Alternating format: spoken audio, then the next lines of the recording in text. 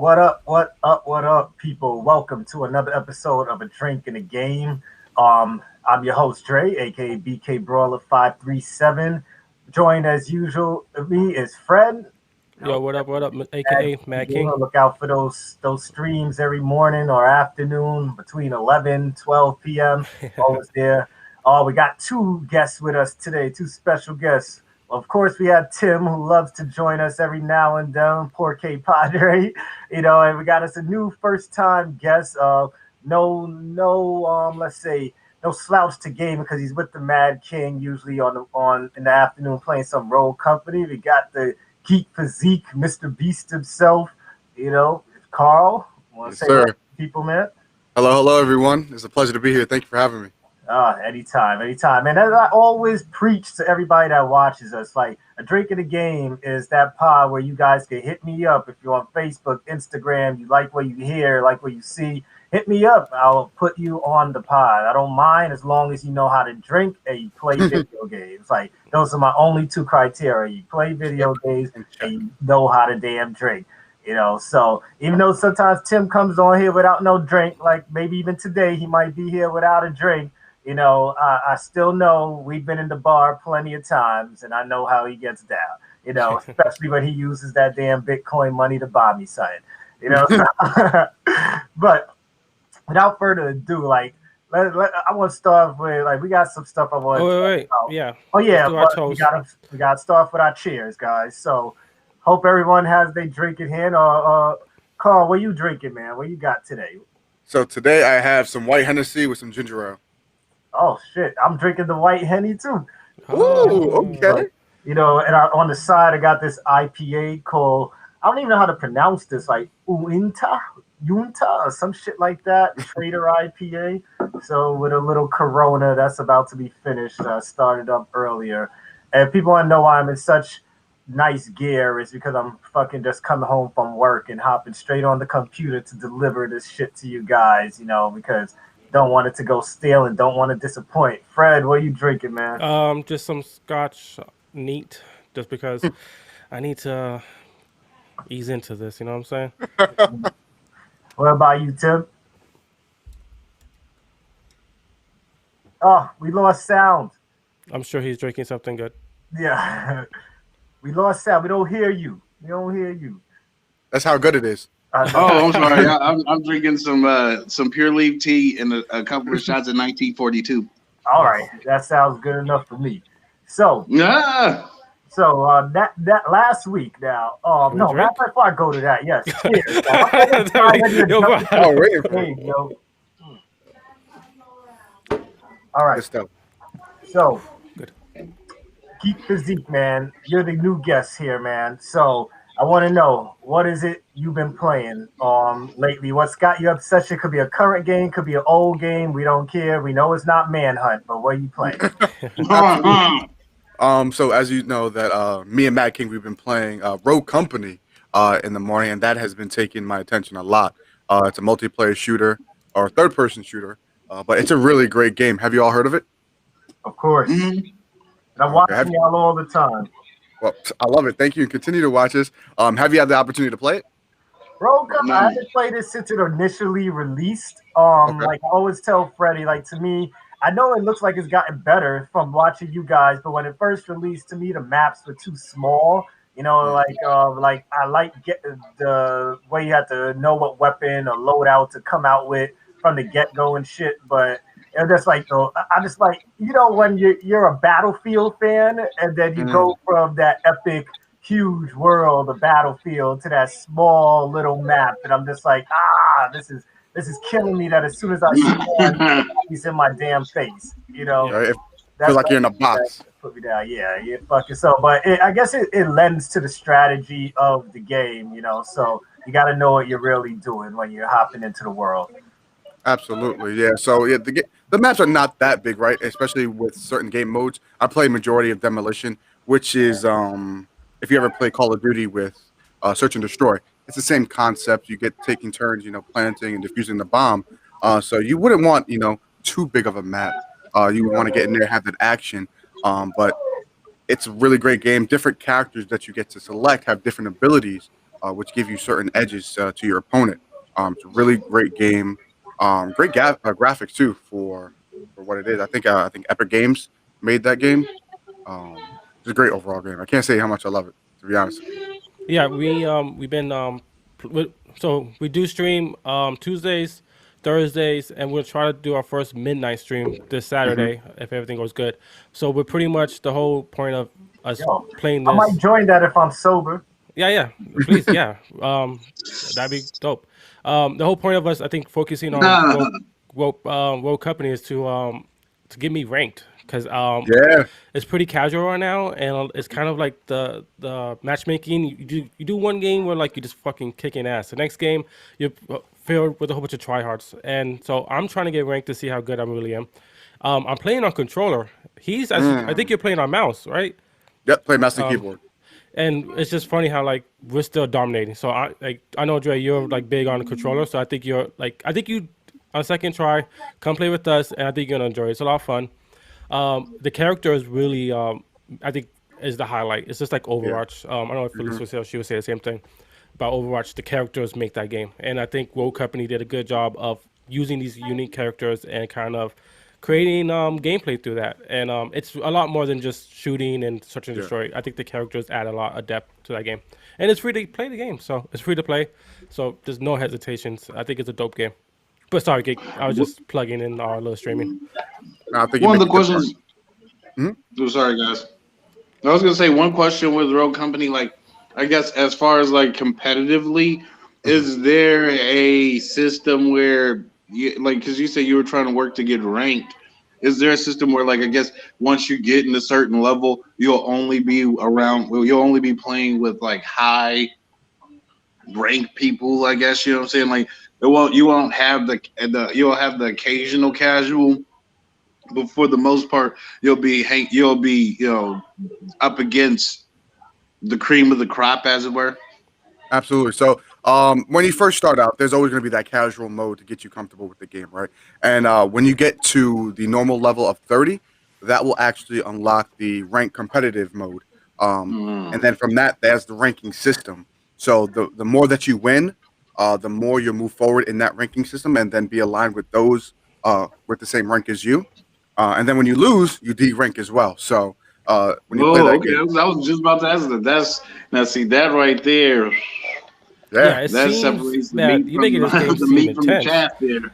I don't think it's okay. So it's like, all right. So there's casual game modes, and then there's like one rank mode where that's Yep. the game where like you get all the tryhards. But you could just Right. jump in casually, even if you're high rank. If you jump in a casual match, you're not gonna get matchmade with a whole bunch of tryhards. So, but if you want that challenge, because I know a lot of problem with Call of Duty right now in Warzone is that there is no ranked match. So all the good players are like bitching about it. They're like, "Yo, I like either getting stuck with hackers," which I experienced a lot this week. And then also just like not having that like rank fair. Dre, was Battlefield have rank or was it like casual? Yeah, Battlefield has ranks in there, but like I never really felt like I was playing in ranked games because Battlefield is a battlefield, like it's Yeah. straight up fucking war, So it's like it's either all I'm paying attention when I'm playing Yo, Battlefield and what up, Marcus? Thanks for joining us. stuff, and all I'm paying attention to in Battlefield is my team smart enough to get us through this, like. I don't have to worry about everybody else if my team is smart enough. If I say, yo, everyone's flanking straight ahead, let's go around the map and shit and get them from behind. If you guys are listening and we making something happen, then fuck it. That's my shit right there, So but hey, I'm down for it. But when it comes to rank with Battlefield, like I never really think about it. It's good to level up and get new weapons and stuff, but I'm always about just the win. I just like the feeling of winning that war when it comes to Battlefield, man. Can't that wait. bigger picture. Yeah, exactly. The rank, but see, the rank does matter though. The rank does like being on a squad with generals. You got with guys who know to like play the objective and who's going to throw out, especially in the Battlefield. I believe 1 that's out right. No, 2. Battlefield 2 that's out right now. Like them not putting out supplies really Yeah. can hurt your squad, can hurt your team. So it's just like that's why I'm saying like with you being delisted, that's awesome because you don't want to play a game where people are just like throwing the game and not being penalized for not like really connecting or playing the objective. But at the same time, I really do appreciate the fact that like in Battlefield, you know what I'm saying, you know who's working because of the point system. You know, like this guy has only like 4 kills, but he has Mad 40 points to because he's helping everybody out. 80,000 points. You're like, okay, he's out here working. I'm not mad at this guy. But if this guy has like, you know what I'm saying, 20 kills and he has like 30 points, you're like, thank you for the kills. But at the same time, you know what I'm saying, we still lost. Our tickets still was bleeding. It's because nobody, even though you were getting the kills, you're probably camped out somewhere. You weren't taking objectives, or you weren't, doing. You weren't, depending on what your skill is, you weren't lending your skill set to everybody else.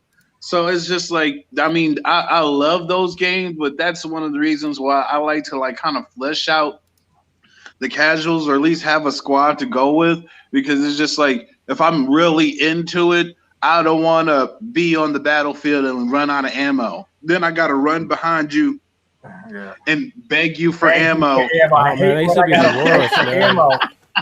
Like, gotta beg you to use your super. Like in Overwatch, gotta beg you to use your super. And I'm just like, dude, how are we dying and you got your bars completely filled? How are you dying with a full bar?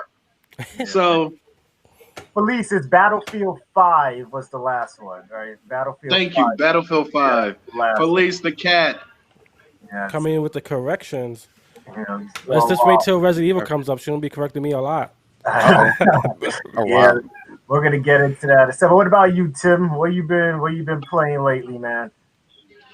Really, I'm still playing Cyberpunk. I'm wishing I got my money back, but at the same time, I'm knee deep in it, so I'm just gonna keep it. What's It's this really one a you great playing on? game. I mean, it's a great game. It's just there was a lot there, but at the same time, like getting as deep as I am in it now, I see where it is lacking a lot. We did get like the bare bones, but other than that, I want to go back to after I'm playing that and still taking my time with Miles Morales, because even though it's a slow game, it's a really beautiful game and it has an interesting story. I rushed my way through that game because I just wanted to see where the story was gonna go, what they were gonna throw at us, and everything. Keep it spoiler free. I haven't finished it. Plus, I had like 100 other fucking games to play, and I was just like, well, this is the one I could finish the fastest, so let me fucking get through this shit already, you know? It's funny because it's so hard. you're right. All those games came out at the same time, and like now we're kind of in a drought again, till a couple of games come out. But like that's funny. yeah. Well, Then I mean, I'm taking my because I want to play Assassin's Creed. I've only hold kind that of touched that a little bit. Because this is one of my topics, actually, while we're on this. Oh no, I'm not talking. I'm just saying I haven't really played. I'm saying like that since they all came out at the same time. It's like I want to just like use them throughout the year. I don't want to just beat have 4 games I'm playing and then I'm like, oh man, I could have just waited. Yeah, see, that's my problem. You know, I just can't wait for shit. But I was gonna ask you guys, like, along with what you're playing, like, what's your top 3 backlog games right now? Because, like, I know we all got back after the winter time and that October-November period hits where here we go, banger after banger after banger. I know we all got a backlog of games. So, like, if you guys have to pick 3 games that you want to finish before you finish anything else, what's the 3 games? I'll start with you, Fred. What's your 3 games? Jeez, I got a few. I got more than 3. I know. Just real quick, thanks for chat. Thanks for joining us, guys. Let us know what games you're looking forward to playing in your backlog.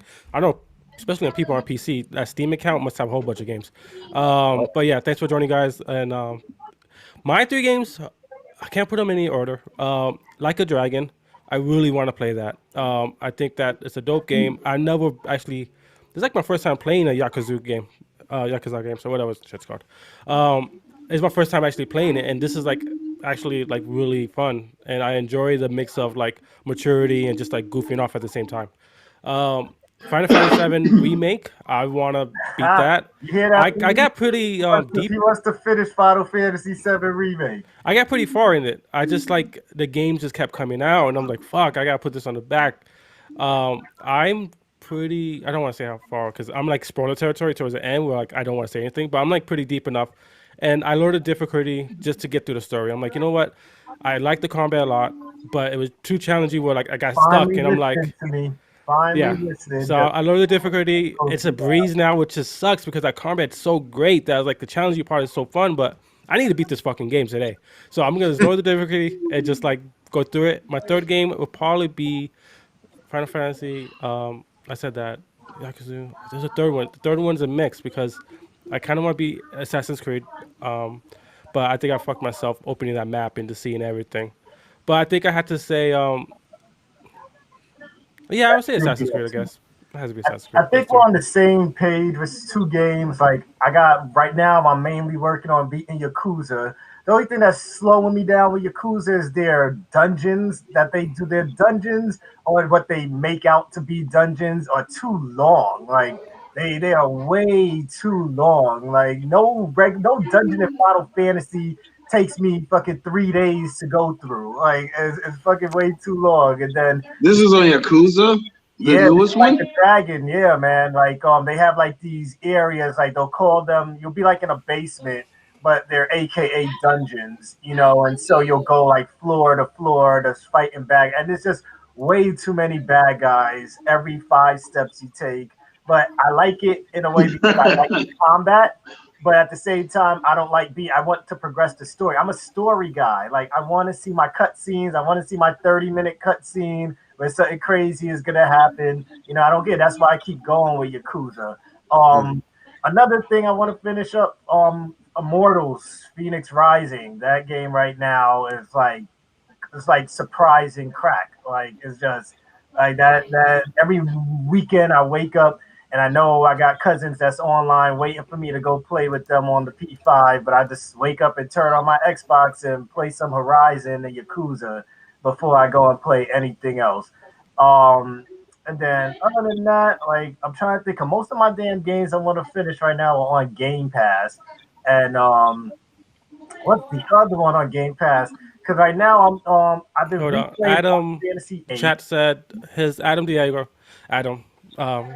He said Ghost of Tsushima. Just got it. Red Dead 2. Never finished it. Yeah, Red Dead 2. Yeah. I don't think I've ever finished Red Dead 2 either. What? And God. Breath of the Wild got to finish Oh. that one. God. Oh my I just like these games are so long. They're marathons. I think it's a good list, Adam. Definitely games that like I think all of them are worth the finish. They're all really long games though. That's the thing. Like I think as like Everything's game getting bigger. designs, like it's funny because in the beginning it was like games are too short. Games are too short. I'm starting to think games are too fucking long. I'm like, bro, I'm married. I had a job before a pandemic. I don't have time for this shit. So I was like, now it's like even now I don't have time because I'm focusing on this. That like, I just like I'm busy, bro. Yeah, But good list, Adam. it's me. I'm trying to finish everything too. Like y'all know me. I don't care how many jobs I get, how many kids I have. I'm gonna keep gaming. This guy, how many kids I have? I'm counting. The list keeps It's going. like, but I keep buying it. Assassin's Creed is the third game that I want to finish, and I'm hearing like one of the lowest times someone finished in that game was like 116 hours was like the minimum amount of time they took with doing like the minimum amount of side quests. I'm pretty sure someone is sped run it in a faster time than that. Just didn't look it up. But like hearing people talk about it, like the lowest amount of time I heard was like 116 hours, So, and I'm just like, damn, yo, I'm only like in the 40s, 50s right now, and I'm just like, and I opened up the map too, which I regret because now I feel like I got to do all this stuff as I run past it. I really don't want to do it, but because I'm running past the icon, I'm like, man, what if this is a great quest I'm about to run past right now, And I feel like I got to do it. And there's another thing that brings me, not to change the topic, but we're going to change the topic for a little bit, then we'll get back on it. But some games give us like overpowered weapons and shit. And then like I hear people complain about how hard a game could be, which is sometimes their own fault because they put it on the highest difficulty. but then they also complain that they got a weapon that's too makes the game too easy for them. So it's just like, what is it? Do we want to finish these games, or do we just care about telling people, oh, look, I beat it on this difficulty? You know, like, do you guys ever feel like there's a weapon in the game that was too powerful for you that you was like, I'm not using this shit anymore, and I don't care if it's gonna help me finish this game faster. I just want the challenge, you know, even though it's gonna take me probably weeks longer than I need to take to finish this damn game. You know, like, you guys ever ran into that? I've never felt like that, but from a difficulty perspective, I feel as if, you know, it's a sense of pride and you being able to tell your friends, you know, I beat this game at this highest difficulty, and no matter what I do, I'm gonna get it done. You know, it's a blessing and a curse. You know, sometimes you just gotta What if it's grind. something like The Last of Us, where everyone's already talking about the ending, but you said I'm gonna go on the maximum difficulty now? It's like weeks since everybody beat the game, and now you still like, don't tell me, and everybody just like, yo, just fucking put the game in easy mode. You know, like, But see that. you know, and what if a situation like that is around? Like, you still feel like you're gonna just wait out months, even though the internet is possibly gonna ruin the game for you if you don't hurry up and finish it. It's But crazy that's that the you use thing. that. Oh, sorry. I was gonna say you say that because I still didn't beat The Last of Us 2. Well, I mean, real quick, I just wanted to add, like, when it comes to like beating it on the hardest difficulty, to me, it's about the trophy. If you just want to play the game and just have fun and see what the game's about, then that's why you get the casual. Or you play the casual setting because you just want to go through it, have fun until you figure out, oh, this is gonna be harder than or this could have been harder, which has happened in a lot of games. I want to say Uncharted is one of those. I was just like, oh, okay, I can make it harder because the only time where it really is difficult is when I'm shooting somebody, and then I'm just somehow the people I'm killing like 90 people in this setting. And really, Nathan Drake is a mass murderer. But anyway, that's a whole nother thing. But you're killing like all these people, and it's like, unless you're playing it on a harder setting and they're bullet sponges, but you get shot once or twice in the leg and you're done. Like, that's the only time when it's hard. As far as the puzzles and stuff like that, those are pretty much only aptitude tests. If you don't have the aptitude, you're gonna find it hard. But it's just like, that's really, to me, what it is. Like games like Last of Us, I wasn't mad that people had beat it and was even talking about it, because the experience of me getting to that point and had that having that adrenaline, because I just got out of a firefight, then I just got to this. That's you cannot relay that through a screen. Like, I can't be like, oh yeah, in the time where you're standing over her with the gun and the explosion happens, you'll be looking for that moment to happen, and then depending on the game, you might have done something different and it doesn't happen, or it happens later down the road, and you're just like, oh, that isn't the part that gets me. What got me was riding on the like, because I want to just quick, the Ghost of Tsushima, like, in the beginning when you're riding the horse and like he's reaching down to like fill the what is that, the wheat and stuff. I was like, wow, that is an awesome opening to the game. And then playing the game, to me, that kind of set the tone that he was like, he had a certain gentleness to him. You know what I'm saying? And it's just like, that's not something that I could have conveyed to you. If I was like, yeah, in the opening, he's reaching down and feeling thinking about the war that he's about to, you'd be like, what the hell, Tim? But when you see it, it makes it completely different. And so I'm not worried about spoilers. It's just more so like playing this game on a hard difficulty and getting past it and being like, oh, well, that could have been a little bit harder, or being stumped on this level and being like, yeah, I'm only getting my $50 out of that. That is the difference to me. So would you stay in would you stay stuck in a hard part for a trophy if you could just get past it by going to easy mode? Like, if you were stuck for like 2 weeks in the same spot doing the same stuck shit somewhere 2 over weeks, and you're not a over good again, gamer. you know, like, no, you can be, bro. It's called get good. All right, Freddie, Freddie, I played like what is it? Metal Gear Solid Raiden. You've been stuck on the game for 2 weeks. You have issues on the hard mode where like it's you're going against the cyborg where he can take his body parts off. That took me a month before I figured out all you just have to do is focus on the head, bro. And like, because I'm not looking at YouTube. I'm not looking at YouTube, and I'm and like on easy. On easy, you know, I'm good. I can just go up there and slice him. But on hard, like this guy is God. And then in the computer is really cheesy. So that he has unlimited power. He can just do everything at any time, and it's just all game over. To beat the computer and the computer is cheating you, especially on hard mode, that is a sign that you really love this game. Of course. I was gonna say though, just to say what Adam said, I think it is. I think the way I go about it is, it depends on the game. You know, some games, like for Hades, for example, that's a game where like, all right, that's not a good example because the story is great and the gameplay is great. But like a game that's like a roguelike game, you know that the challenge, the reason you're playing that game is because of the challenge, and to like take that away is ruining the experience.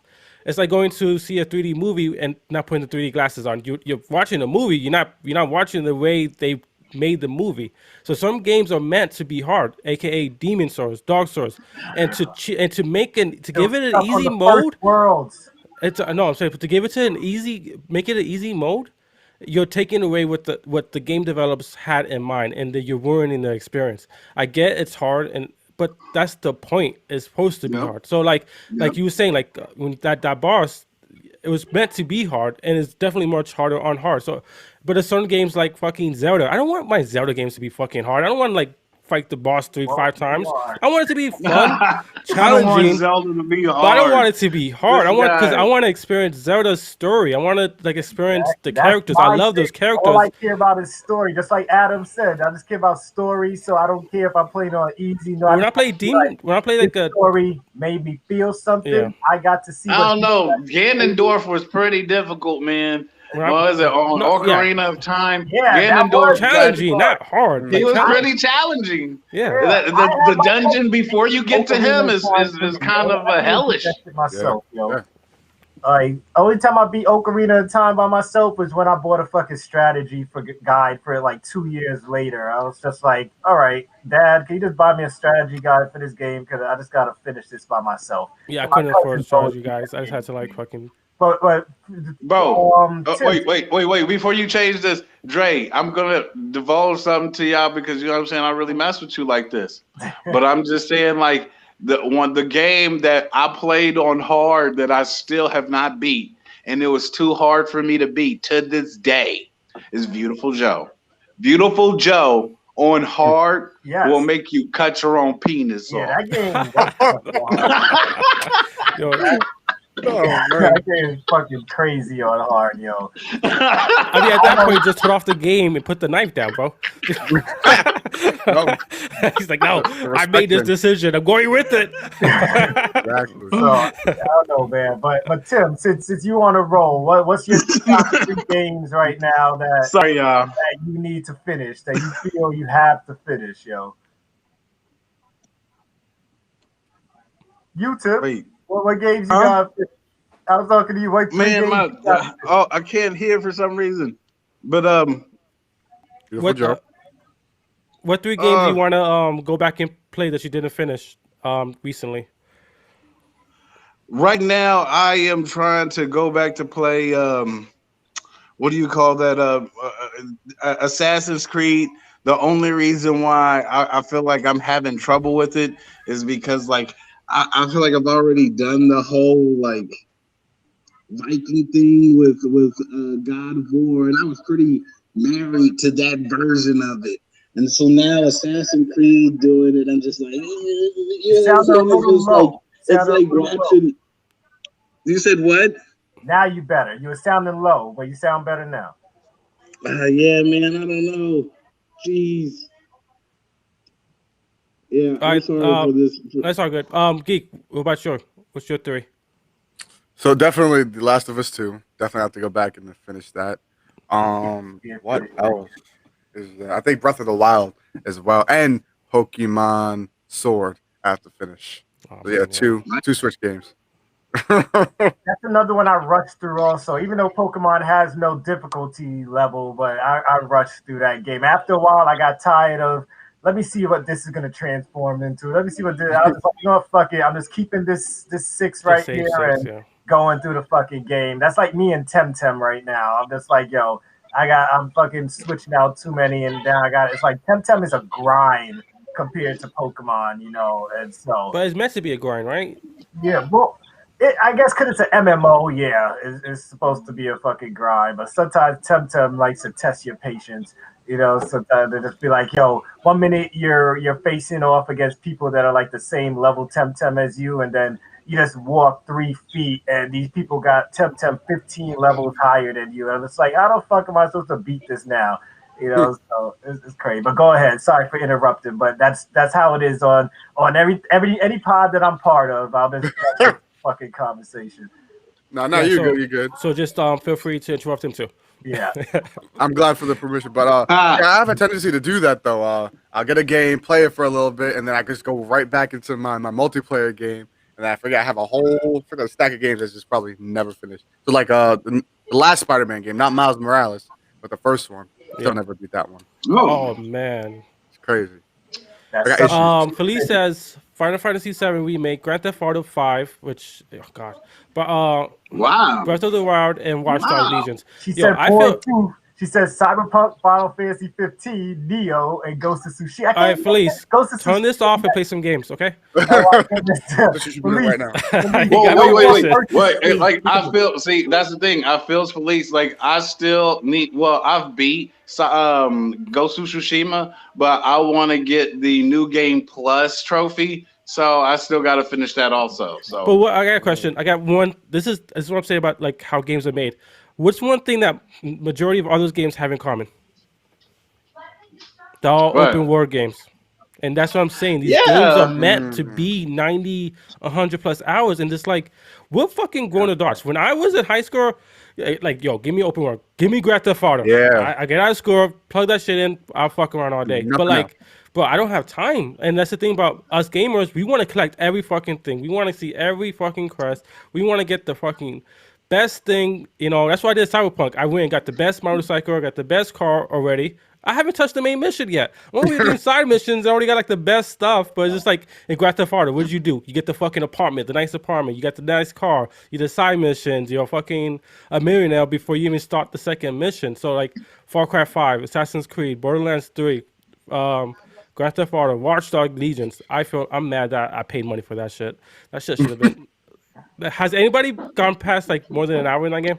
I'm Never not even got it. working more than an hour in the game. It's just that I feel like Watch Dogs Legion's only problem to me is that it's like they have a mechanic that they want you to use, and they go too hard at forcing you to use those mechanics.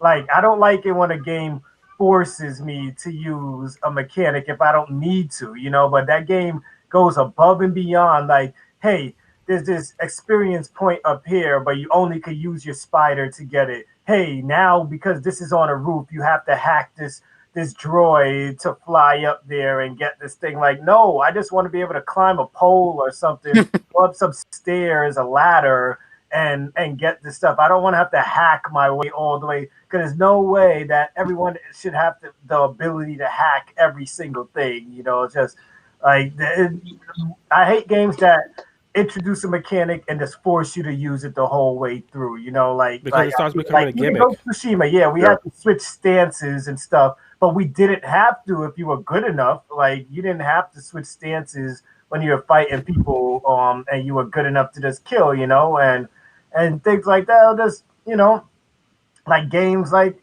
fucking that's coming from a guy who probably died a lot from the spear guys. Because even if you're good enough, the spear guys were like pretty hardcore to beat without switching your stance. Spear guy. worse. Yeah, well, yeah. No, what Adam says with the whole Batmobile and Arkham Knight, that was a Batmobile, gimmick. That was forced. You could tell that whole shit. Batman was forced with that Batmobile, man. I hated that shit so much. And like, but what worked with Batman though was things like figuring out the Riddler's puzzles and shit like that, his riddles, because you didn't feel like the game forced that on you. It was a choice, because everybody knows I hate puzzles, but I chose to go around doing those riddles because, hey, if I got pissed off and I didn't feel like doing this shit no more, I could get back to the main story or go to another side quest. I hate games that just force you to do shit that I feel was not necessary in the damn game, So now, at least nowadays, back in the days, we felt like we had to do everything. Nowadays, a lot of games are about choice and do it your way and things like that. But if there's somebody that I'm missing out on that didn't say they 3 games, you finish your list, Carl? No, I didn't finish mine. I'm sorry. Technical difficulties. Sorry, but it was what do we call it? Valhalla, Assassin's Creed. I would like to finish Ghost of Tsushima to get that last trophy, and really I want to start Hades. Either Hades or go ahead and beat this DLC for Fallout 4 because I got the whole thing for $15, in which it was like a really good deal. But when I put the game down, I would say like 2 years ago, like I was a god. All my weapons were OP. Now I go to like Far Harbor and like what is it? The little crab things is like running trains on me. It's terrible. Like everything's killing me. Like I can't eat anything because it'll kill me. I can't go in the water because I'll die. It's pretty hardcore, man. I'm here for it. I was gonna ask you because there was news. If you're on our Gamerish Network page and group, we update game news constantly. There was rumors. I don't know if it's confirmed or not about a potential Fallout New Vegas 2. People love that fucking game. For me, they got it right. I like Fallout 3 more than I like Fallout New Vegas. Yeah, New Vegas is the only Fallout I never beat. Me too. I couldn't get into it, and people love that game. I'm just curious. How do you guys feel about that game? Like, if you had to pick Fallout 3 or New Vegas, I know a lot of people say New Vegas. It just never stuck with me. Maybe because I'll pick Fallout 3. I don't know what it was about New Vegas that I wasn't. I tried playing it again when it went on Game Pass, but after like a few hours and stuff, like I don't want to say that I just didn't want to finish it. I just felt no need to keep going at some point. Like I don't even know. Like it didn't dissuade me. And I guess we need Eric here to really give the opinion on New Vegas because this guy used to come to work like preaching to me about New Vegas all the damn time. But Fallout 3 was just a better story for me. Got to find my father, and do all this stuff, And even though the ending was kind of stupid, but Fallout 3 is honestly like one of my favorite games of all time. It's just like how it hit me. It was just like an awesome game for me. I think it was like the right time for me in my life to have a game like that with a story like that. Man, I spent probably like 100 hours on that game. Sorry. For me, I would say it would be New Vegas, where I like Fallout 3 got me into it, especially with the Broken Steel DLC being probably the first DLC outside of Halo that I ever bought. But the reason why I liked New Vegas more was there was more random stuff that happened. Also, like at the end, picking which side you were going to be on made more of a big deal. Like on 3, you were either going to help your dad and the government or not. Where in New Vegas, you could be part of Caesar's cult, you could be part of Mr. House, or you could just go out on your own. What you're talking about. On what really? And then, but like one of the big differences, Fallout New Vegas is they had that like faction thing to where if you were with this faction or you did a certain amount of missions with the NCR, the like powder gangers and more like the bad people wouldn't like you. But if you did more missions with, because you could be in New Vegas, you could be a scavenger or was it a raider? if you were a bad person and did like had more bad choices, you would be liked by the Raiders, but like the people, like you wouldn't get certain companions. It was just, I liked it because it was more on the lines of what you or your decisions really made a big difference. And plus they had the and not plush, but and plus they had the mechanic where your weapons and items would degrade. So you always had to like have stuff around to fix it, or you could like get a perk to where you Jimmy rigged it. See, that But shows it's just, how much I didn't really play because I had oh my no gosh, idea man. about that. Yeah, well, I'm just and- saying, like that, like New Vegas, they just had way more mechanics in it to where it just like made it made the survival aspect a little bit more rewarding. What about you, Geek? See, I wasn't too into the Fallout series back when I was a little. I was all about the multiplayer, the playing the Call of Duty Modern Warfare 2.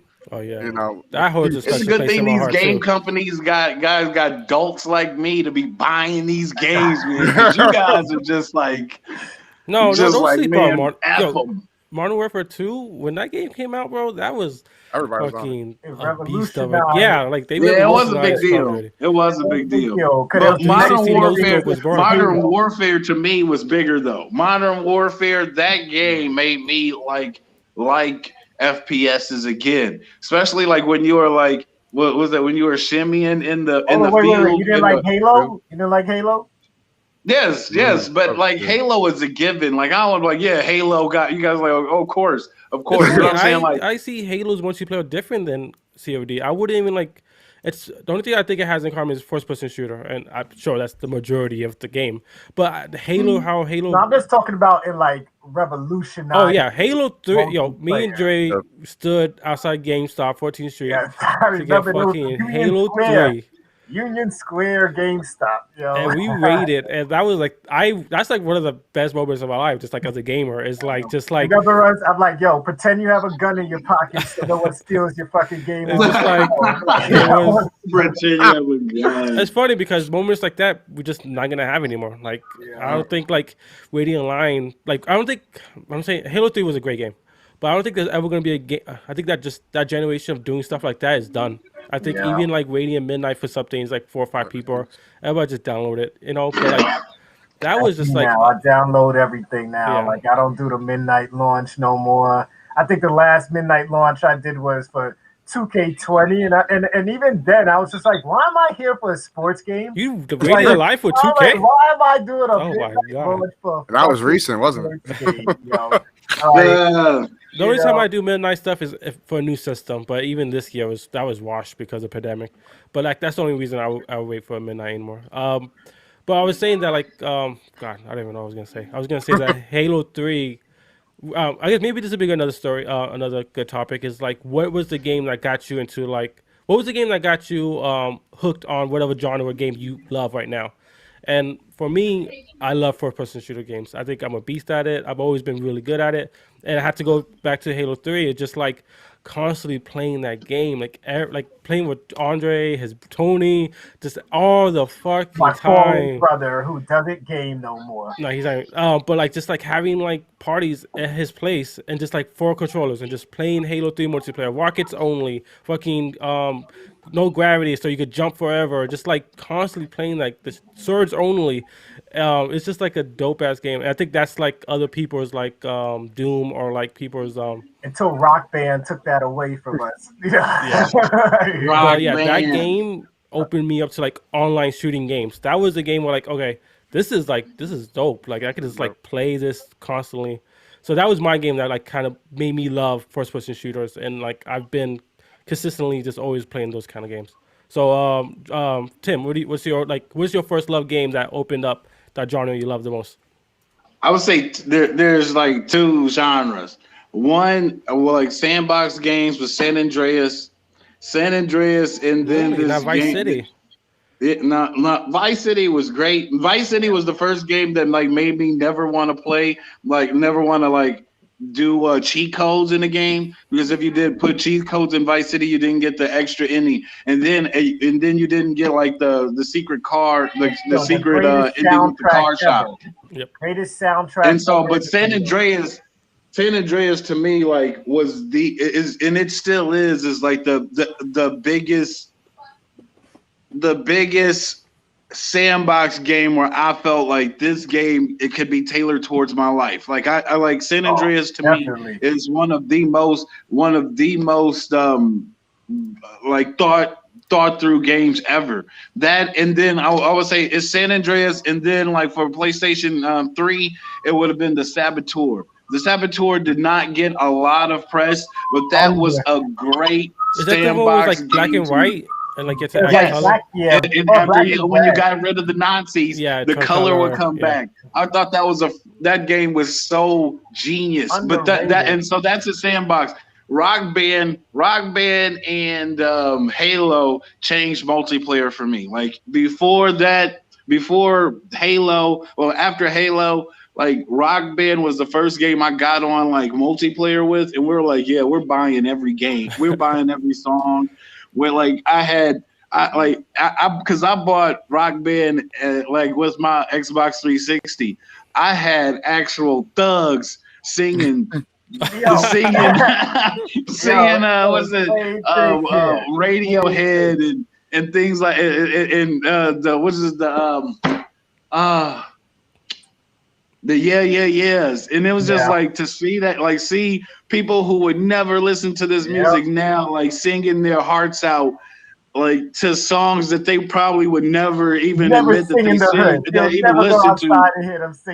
It was great to me. That was what that showed me what like the power of video games having is like watching people who really do love rock and roll, but just never have that outlet to just be like, listen to it. I don't say, and you're just like, yeah, sing it out, sing it out. You know, we got a garage Yo, band. imagine if we had like smartphones back then where we could record each other. Because man, there'd be so many funny videos of that shit. And it's just like to think that was a time that was outside of what we now know to be normal. You know what I'm saying? Like I would, of course, like that during this time, I would never have thought to, and like that's one of the reasons why now I don't think to take out my phone and like take pictures or whatever, because like we're the generation of living in the moment.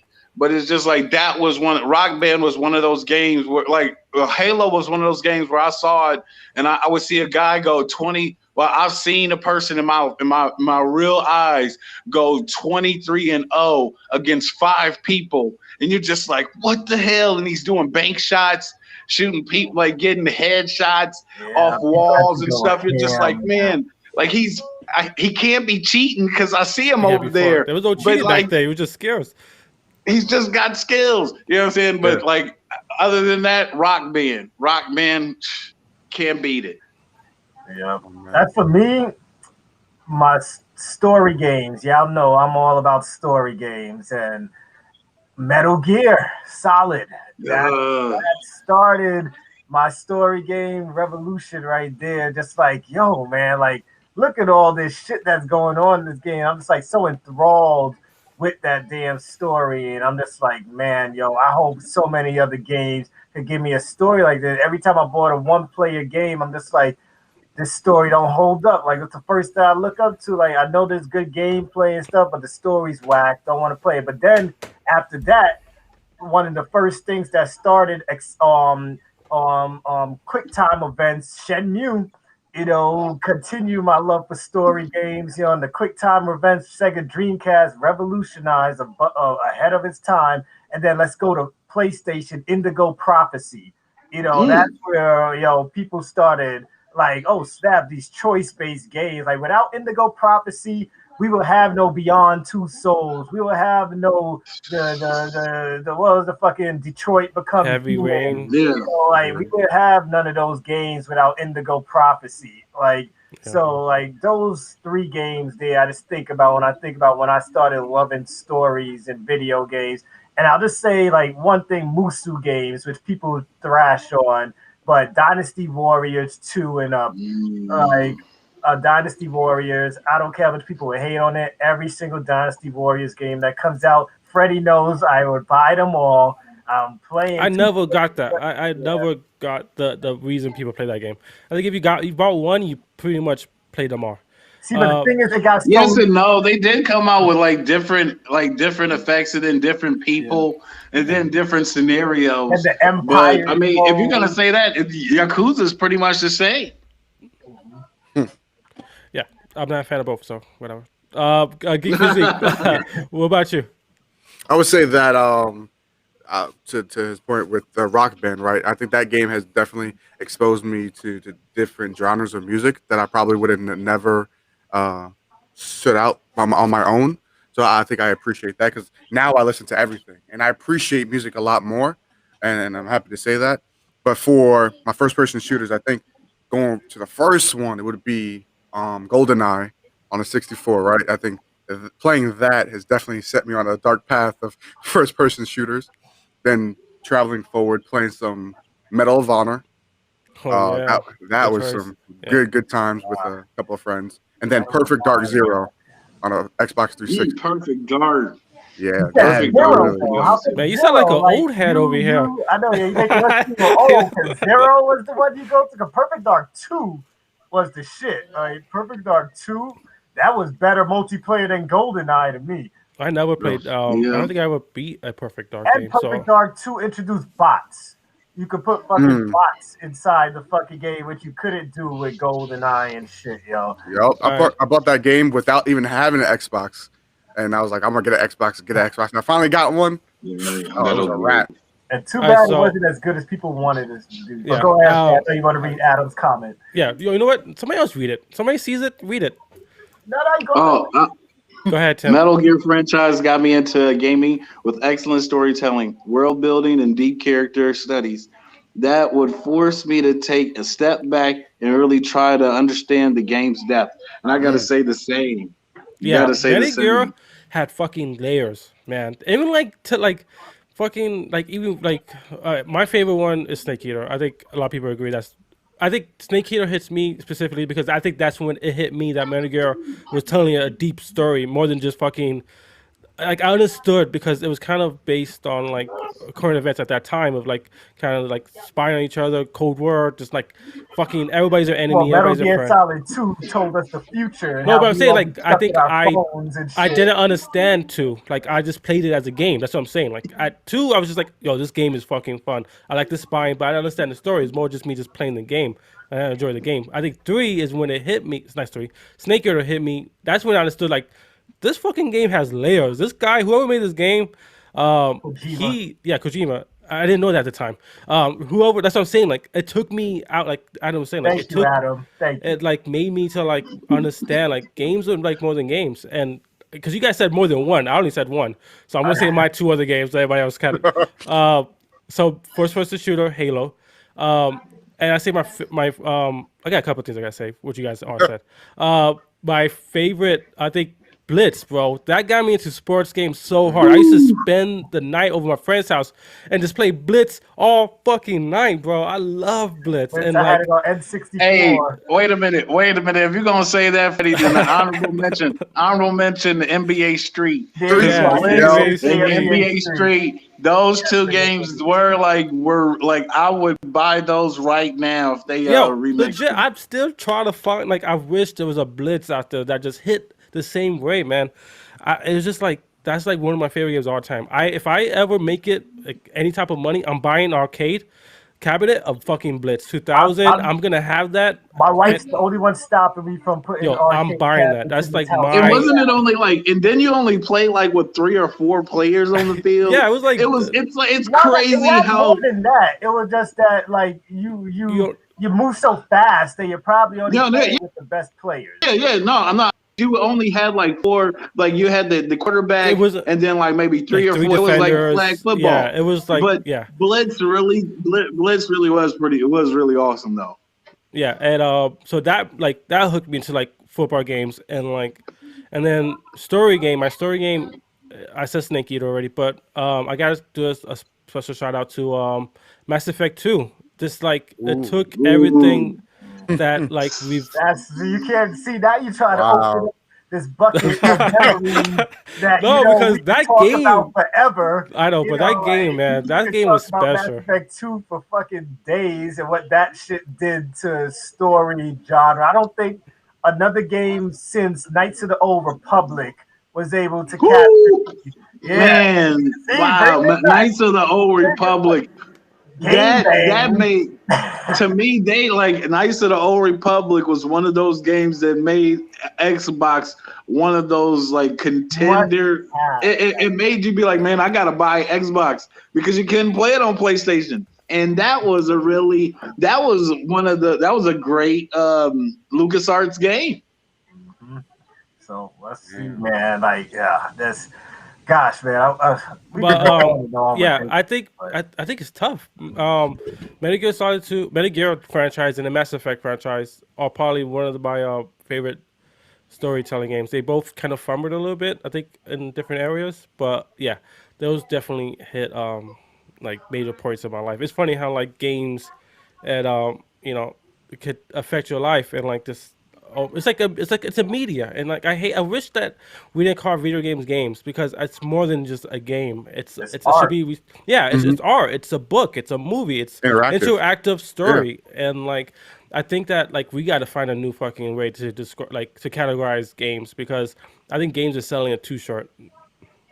But that's a longer No, don't conversation. do that you know? because then they're gonna want us to. Then they're gonna make it more expensive. Like if it's art, you know how much someone will pay for the Mona Lisa. All right, I got because everybody. Dre said Metal Gear. I said Mass Effect. Tim, what's your favorite story game? I like at this. I don't know. I can't like I. Can narrow it I down wanna- to one. I said this. I want to say if I had to narrow it down to one, the first one, and I gotta say thanks to Drake for this, would be what is that? Heavy Rain. Heavy Rain. I used to Heavy preach Rain that was. shit. Heavy Rain is a story where I was playing that in my house, and like they were asking me what happened next. I'm like, I don't know. I just got the game, and it was just like because like that story, like I felt Ethan, and Yeah. even when I play it now, it's like because of that game, I have not played. Like I'm gonna now that you guys have brought it up, I'm gonna like sit down and play Beyond Two Souls. But like I want to say, as far as story games, Heavy Rain they did not come to play with that game, man. They did not come to play at all. Yeah. So good. Such a psychological thriller. What about you, Geek Oh, Physics? wait. I'm sorry. Uh, It's that one, and then the other one. I'm sorry, and I hate to give you two, but it would be that, and then the Telltale, the first episode of The Walking Dead from Dead. How Telltale can we with forget that? with Clementine. Oh my Yeah. God! They I knew what think they we had talked about with this that. last week. In last week's pod, Clown. we brought this up about how I think I brought up about why that was so emotionally captivating, especially for those of us that are dads, you know, and just like, what would you do to protect your child, you know, like, and to see her from the beginning there to where it ended with Lee, and it just like, Jesus Christ, like, kid, I hope I did enough. Like, I hope I It's- did enough for you to survive. in I this think the fucking reason world. that story was so good because it was the gameplay. Like you had to like fucking like it was interactive. Like it was like like it wasn't just like shoot the zombies. It was like slam the door. Like you had to do all these motions to do that, and you had to choose this or that. And so like Who's your gonna sacrifice decisions. themselves here? Who Yeah, are your you decisions gonna had a sacrifice? very like severe impact to the story. Where like I think if they said that story a different way, I mean same story but a different game mechanically, I don't think it would hit the same because in our heads we're like, okay, it's just a game. Yeah, But and Tim, But you wait, are- wait. But I'm sorry. Just to answer that, yes, I do feel we're gonna get a new Knights Republic. But Yeah. also with that, it was two things. One, when I was when I was going through the game, and one of the things that made me feel like really bad was how how Telltale would at the end of the episode that you finished show you how like the decisions you made stacked up against everybty else. friends, And they'd be like, yeah. who shot Leroy and who didn't shoot Leroy? Yeah.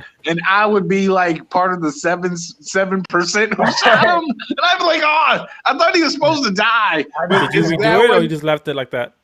that one, and then but it's a part towards the end. Spoilers, sorry, but where like you either can everybody's hungry, and you can either give everybody we find this car full of supplies, huh? No, I remember parts you have to choose who gets to eat, but you find this this car full of supplies, and you're like, and I was like, oh yeah, this is really good in the game, and I was like, yeah, everybody take what you want, and so we go on, and then at the end, I find out that this guy, him and his family, they ended up getting thrown into throws because we took their food. And I was like, dang, I wouldn't have took it. This affects the replay factor because I wouldn't have took it if I would have known 20-30 minutes of gameplay later that we caused this guy to have to get killed. And I just feel like that's really good storytelling. Yeah, they did a lot of stuff today. I really wish they would have brought Clementine to the TV show, especially with all these fucking spin-offs it has right now. Yeah. This is that would have been a marriage in heaven. Yeah, man. Clementine, especially seeing maybe seeing her as an adult in the TV show would have been a good thing right there, but that game caught you so emotionally, because it's just when you found characters you thought that were dead in later seasons. I'm just I said this last week, as soon as I saw Kenny back, I'm like, yo, I don't care everything Kenny said, yo, we need to do this. I'm like, yep, Kenny, we gotta do it because you my OG, me and you against the world, motherfucker. Yo, these niggas don't know what we went through, man. So it's just whatever Kenny wanted to do, I'm just yo, you want to kill him? All right, let's kill him. You want to bash this person? You want to take their food? Let's take their food. I was just man, y'all don't know, because they'll be like, yo, why are you doing this? Why are you signing him? Do you know what me and Kenny went through? Do you fucking know what me and Kenny went through for months? No, y'all don't know. So I know what this man's going through. I know this man's mindset. Were you there when his wife died? Were you there when his child died? I had to watch that. You ain't watched that shit. I had to watch that shit go down. So Walking Dead is on this whole nother level when that. It is, man. Telltale, but that's the thing. Telltale, they got it right with that, and they're just like, "Hey, let's touch Batman." And I think that's the problem.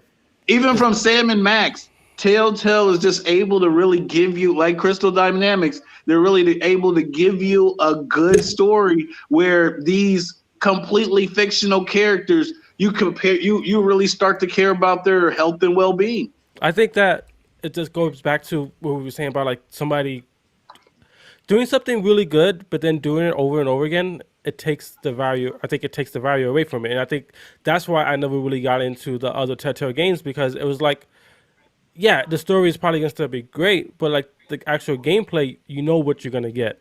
And I think that's why I never got hooked into the other Telltale games. I think the last one I did, other than The Walking Dead, was the Borderlands franchise, because I love that franchise. One was good. The Borderlands one was good, but also Wolf Among Us. You'll be doing a disservice if you don't play Wolf Among Us. I think that might be. I know Game Pass. I feel like that's been on Game Pass before, so that'd be a good. Well, it was a free game for PlayStation before. I was gonna say just because. Geek.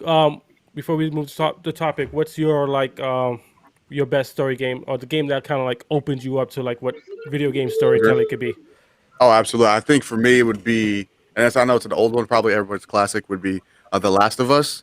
I play a lot of first-person shooter, but when I first played that, let me tell you how. Hold on, wait. I gotta point out how young this man must be to say, I know this is an old one. That say The Last of Us. I know, I'm like, that's not that old, bro. It's So I will say I am 26 years old. So okay. I am there, but 26 years young. Yes, 26 years young. But yeah, that game has really pulled me in and really wanted me to see where this story was going to go. But another one was speaking to the Telltale. I think Life is Strange. If you ever heard about that game, that game is ridiculously good. Game of the year. That should have been Game of the Year when it came out. I don't care what nobody tell me. Halo could have came out. Halo 1 could have came out the same year as that game, and I would have said, give that shit to Life is Strange. That shit made me cry. It did. 100%. 3 Yup. times. Like 3 Life times. is Strange, man. It I don't think I've was- ever played it. Really? Play. Me If you- neither. If you can't handle your emotions, don't play it. Yo. If you Yeah. can't handle your emotions, don't Real play teal jerk. What? it. Yeah. Hey, that's some really stout words, Mr. Dre. Yeah. Mr. Hey, BJ you know Brawler. how hardcore I am when it comes to Joe. Shut the fuck up. Don't cry in front of me. You know, but Jeez. like, Wow. but- I may need to take a gander at this, man. I want to feel something. yeah, son. All right, Drake. Like, I'm just gonna because you said something crazy. You said that should have won Game of the Year. Let me just remind you what games came out in 2015: Metal Gear Solid 5, The Witcher, Bloodborne, Fallout 4, and Rocket League, and Halo 5. So you're telling me Life is Strange is better than all those games?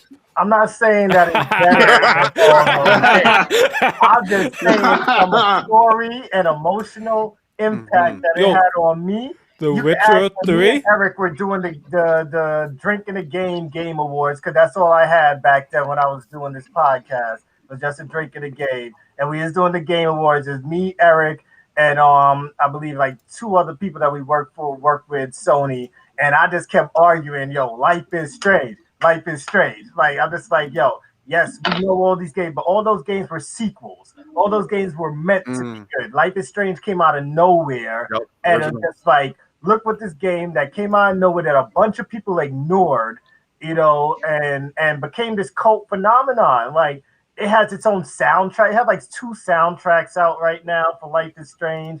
You know, like they had to do a prequel story because of course you couldn't really do anything past what happened at the end of Life is Strange 1.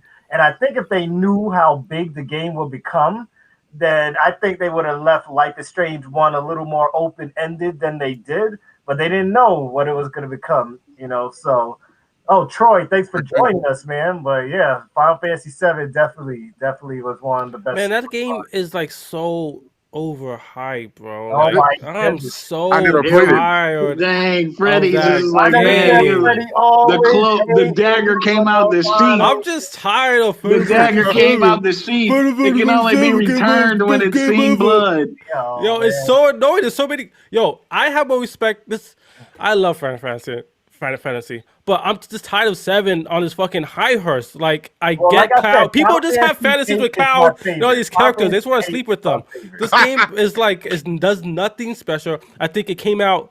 He started off. Wait. He started The off. Revolution. He started off a vigilante and ended the mission. Don't tell me I don't beat it. Terrorist. A I never terrorist. They made terrorism. Final Fantasy VII made terrorism something where you're like, I mean, I'm just for real. When you think about what they were doing, they were echo terrorists, bro. And like Final Fantasy kind of puts you on their side where you're just like, maybe you know, those people did deserve. I Maybe just this looked. There's corporation does 45 deserve it. for Final Fantasy games, and all I hear is fucking 7 all the time. 45. And there's 45 Final Fantasy games, and all I hear is 7 all the time. I'm just tired of it. Like, how can you guys love this franchise as much as you guys do, but all you guys do is talk about 7? It's like, get over it. Because I Like, think Final you can Fantasy like it, 8. but I think like, come Final on. Fantasy 8 or 9 is when you find out, like, when that guy becomes the seed, they're like it's kind of a never ending thing. Like, he's gonna become the thing that's gonna be, you know, come to the world and try to kill him, and then there's gonna be another thing, like another kid that comes out of somewhere and tries to stop him. So it's like, for me, that's look, the this thing. is how I The rank Final Final Fantasy Fantasy. is when they break the cycle. I rate Final Fantasy like this. I love 8, then 10, then 7. But I'll never come and say that Final Fantasy 7 was not like this one game that changed our lives. And I think I would give it up to a lot of people that say that 7 is the best because of one moment. There's people there that just look at this one moment in that game and just like, I'll never forget it, because at that point in time, we're not used to our main characters being X'd off, I should say, you know, or cut out of the game so soon. Unless you play Legend of Dragoon, then you would know about that shit happening. But that's only a few of us out there that know about the Legend of Dragoon, you know, remake that needs to be made. And Carl, I'm gonna assume you never played that game and probably never heard of that game, right? I was gonna say that and Chrono Trigger, but hey, can I say like I would like to say what? But Freddie, just not to be against you, like I do feel what you're saying because like as far as the game, Final Fantasy VII or Final Fantasy is a good franchise because they keep coming out with interesting stories. But as a game of the time, Great Fencer Musashi is more of a classic or my favorite of that time or that style than I would say Final Fantasy VII. I would like to see a Great Fencer Musashi remake because that game kicked ass. No, I just wanted to just Troy. I'm not taking away from what you're saying. I think the whole point was like the story that like hit us hard, and I'm not. It's not towards you, the rat. It was towards everybody else because I just don't get it. Like it's like saying like Super Mario Brothers is the best Mario game because at that time it revolutionized everything. But is that the best Mario game ever?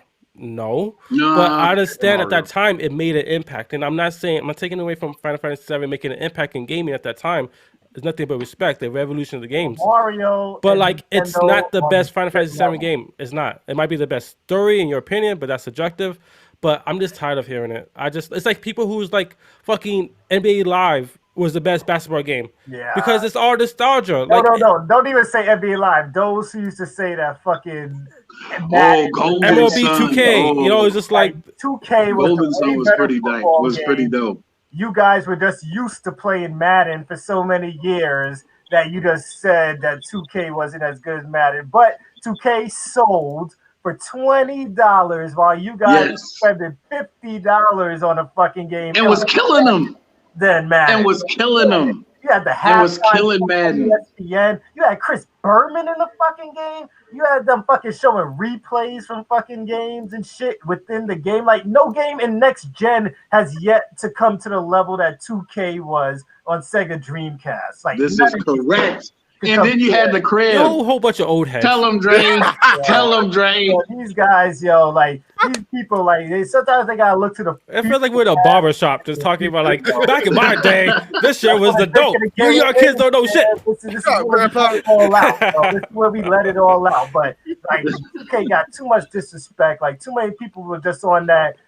I grew up with Madden. I can't play no 2K. You know, like that shit was mad stupid. Like 2K got that first person view. It was the first game to put that play as this one player and all that. Now Madden just put that in the game like last year. Like, come on, like 2K was. And the crib was real, like the 2K crib that you could put all of your trophies and all, like deck out.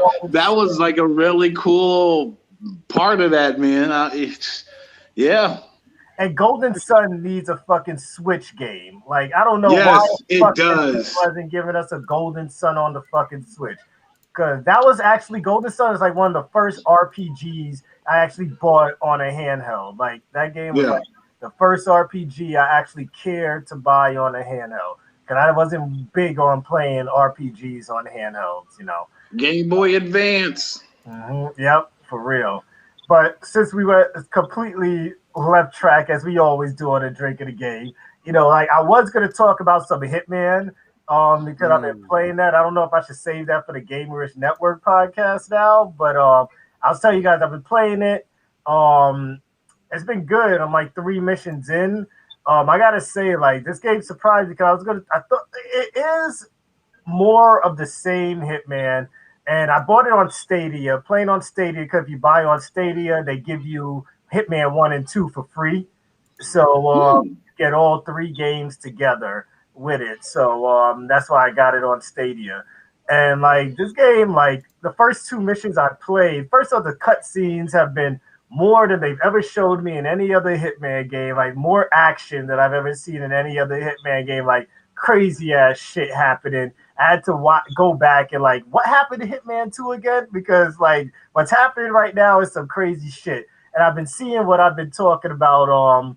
Like a lot of reviewers are saying the same shit. Like they're telling me that the ending is going to be like mind blowing and all this type of shit, which I haven't got to.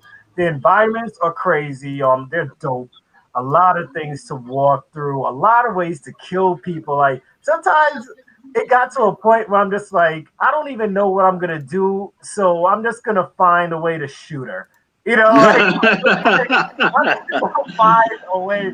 It's like, yo, you guys don't know. I spent 2 hours on one level trying to figure out the perfect way to kill this one person without getting caught. I've changed into 5 different outfits, going around this fucking mansion. Like I even went and turned into this detective and was pretending to try and figure out this murder and everything, but I couldn't get the girl by herself. So I'm like, fuck it. Let me go outside. I killed the gardener. I saw a way to get her electrocuted. He said I could go and call her outside and take her photo. So I killed the fucking photo guy and turned into the photographer, and I fucking went and tried to get her in. But then I realized I couldn't kill her because I forgot to pour out the hose and turn on the electricity for her to get electrocuted. So I'm like, fuck, I wasted this fucking moment right there. So what I had to do, everyone was watching me. I had to go up to like this top floor of this mansion, kill a guard, go into a guard uniform now, and walk around the mansion and like go and she had this one security guard that wouldn't stop following her. Lo and behold, this is the one security guard that could tell if I was fake. So I'm just like, fuck. So I'm You dangerous, man. And so she goes under these chandeliers. I realized I could snip the chandelier and hopefully it could fall on her. She goes down. She's supposed to have this meeting. I go and I shoot the chandelier and I shot it down too early. Now everyone's searching the fucking place and I'm hiding all over like until the suspicion meter is gone. And then the suspicion meter finally finished. I'm just like, yo, what else can I do to fucking kill this woman? Like, I need to kill her. Like, she's just the one target I have to kill. Can you just like kill her? So what ended up happening, I took out my pistol. I waited for her to go to this other meeting she had on another floor. I went on the top floor, aimed at her head, fucking shot her in the fucking head, and then I fucking found a way to escape the fucking place. And I'm just like, Jesus Christ, yo, like it could have been this easy all on but 2 hours. 2 hours I spent trying to find the perfect way to kill one character, and that's what a Hitman is. A Hitman is a Hitman game about choices, and that's what I love. Like, you want to talk about open-ended? Hitman 3 is open-ended, people. Like, there's so many ways, and I love how after you finish a level, like they'll be like, all right, you killed her this way, but you could have killed her this way, this way, this way, this way, this way, this way. Maybe next time, would you like to replay right now and try and kill her in one of these ways, or would you like to wait till later? You know, and then that's the only reason why I'm only on the 3rd level, because I actually went back to the 1st level because I saw a fun way to kill somebody where he wanted me to be his bodyguard and stuff, and I became his bodyguard, and then he was always showing me like this showing me on the roof and shit of this his tower or some shit. And then while he was there, like, look at this. Can't you see how beautiful this is? And then I just pushed him off the left. Yeah, just killed him right there. And I was like, yo, man, the second kill. But the first time I killed him by poisoning his coffee he was drinking by pretending to be a chef. And then I was able to drown him in the toilet. You know, so like Hitman has so many different ways to go about it. There's so much replayability to that game. I'm not finished with it yet. Maybe by next week, a Drink of the Game episode, I could elaborate on more of the game. I don't know if you guys have any questions before we move on, but like I'll open the floor for questions if you guys have anything you want to know. what's the penalty for just like shooting? No penalties. So I mean, because is there like a ranking, or is there like Oh, any? yeah, you get ranked. Yeah. So on, there's a. So if you like do it very stealthily, you get a higher rank, right? yeah, and depending on how hard your kill was. The harder your kill was to do, the more points you get. Hopefully you didn't kill no casual people, like you lose points for killing innocent people and shit. But the thing is that the game has a way of telling you, well, on normal mode. If you go on expert, they won't tell you like, hey, so you can knock out somebody and they'll be able to recover quickly. On normal, you could see if this person saw you and they're going to recover quickly. So whenever I saw that, like they'll mark them as yellow, I'm like, okay, I'm snapping his neck because you're not going to ruin this fucking mission for me. Then I'm losing points for doing that.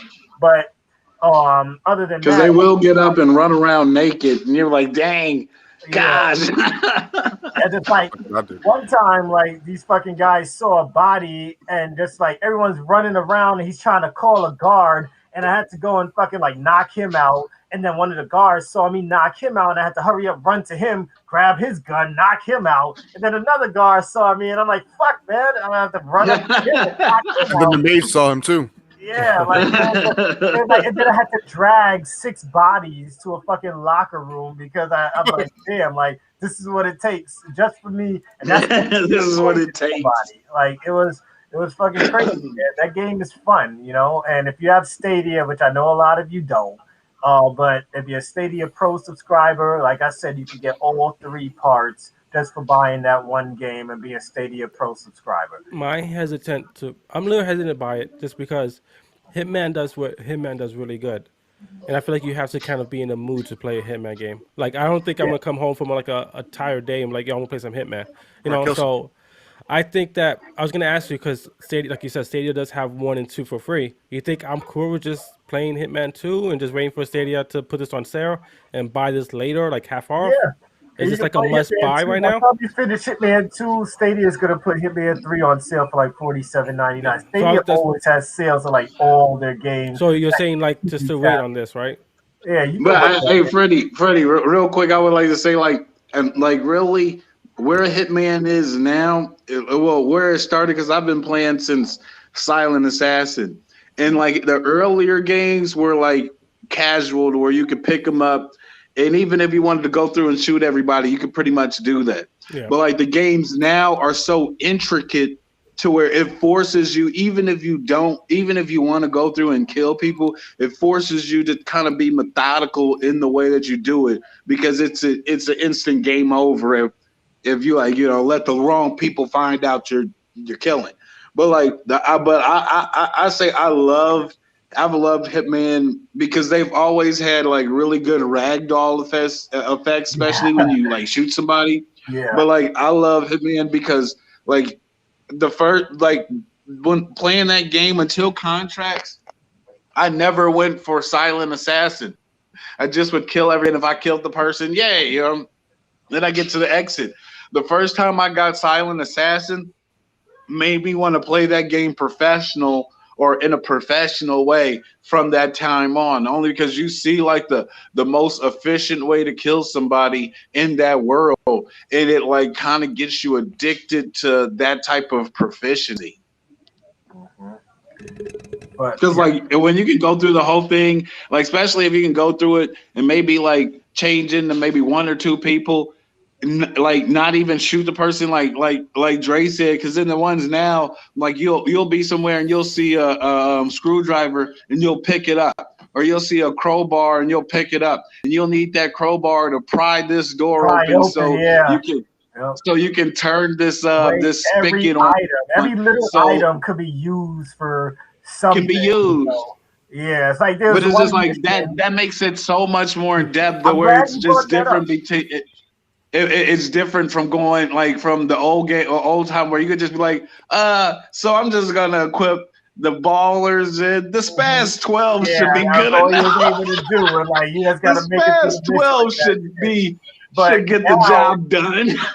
Maybe the submachine gun. There's a new mechanic that he has, like this camera that could like electronically open certain doors and things like that, and so I was able to use that in a real nice way. Like I had to find a code for a safe, and I was like using the camera to just zoom in this room and just look for the signs and the numbers that I was looking for. And then when I got in there, of course, I had to memorize that. I keep saying it as I'm walking through the mansion, 9696, you know, and all this shit. But it was like I could have easily just went in there and just killed everybody in the room, and I'm like, fuck it. You know, here, let me grab these numbers. But I chose to be stealthy. I went out on the ledge, leaned over, looked inside the room, tried to scan everything in the room to get the code I needed, you know, to open up this safe. So there's so many ways you could get through this game. And I appreciate Hitman for being what it is. And from all the review scores I've seen so far, I haven't seen anything less than a 9.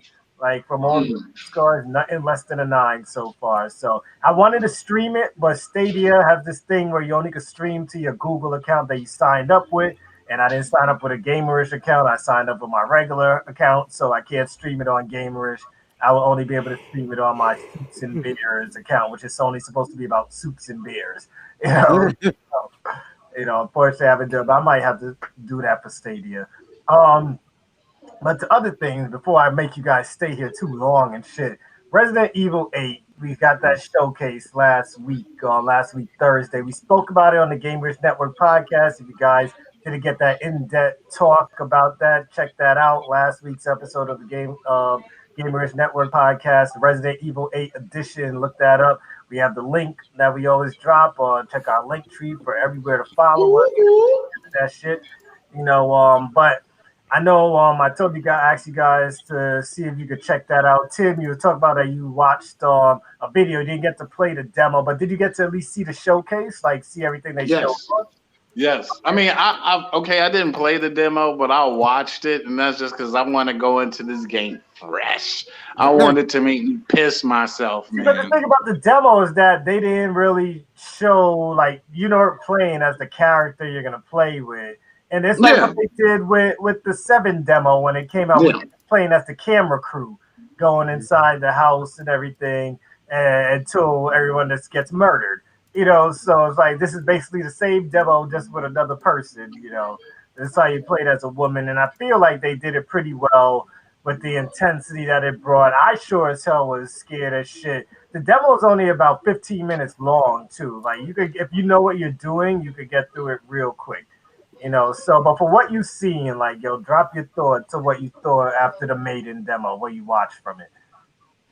Well, I mean, me personally, I like tall, big-breasted women. So the Maiden seemed really cool. The issue that I have with this one, and this is not like trying to like be, contrarian to something, because we don't even know. I don't even know, what I'm saying, what the story's going to be, is that even though Resident Evil gets kind of crazy, they're like crazy is always like bound in some type of, even if like really far-fetched science, to where vampires, it's just like I don't see how we're gonna be fighting.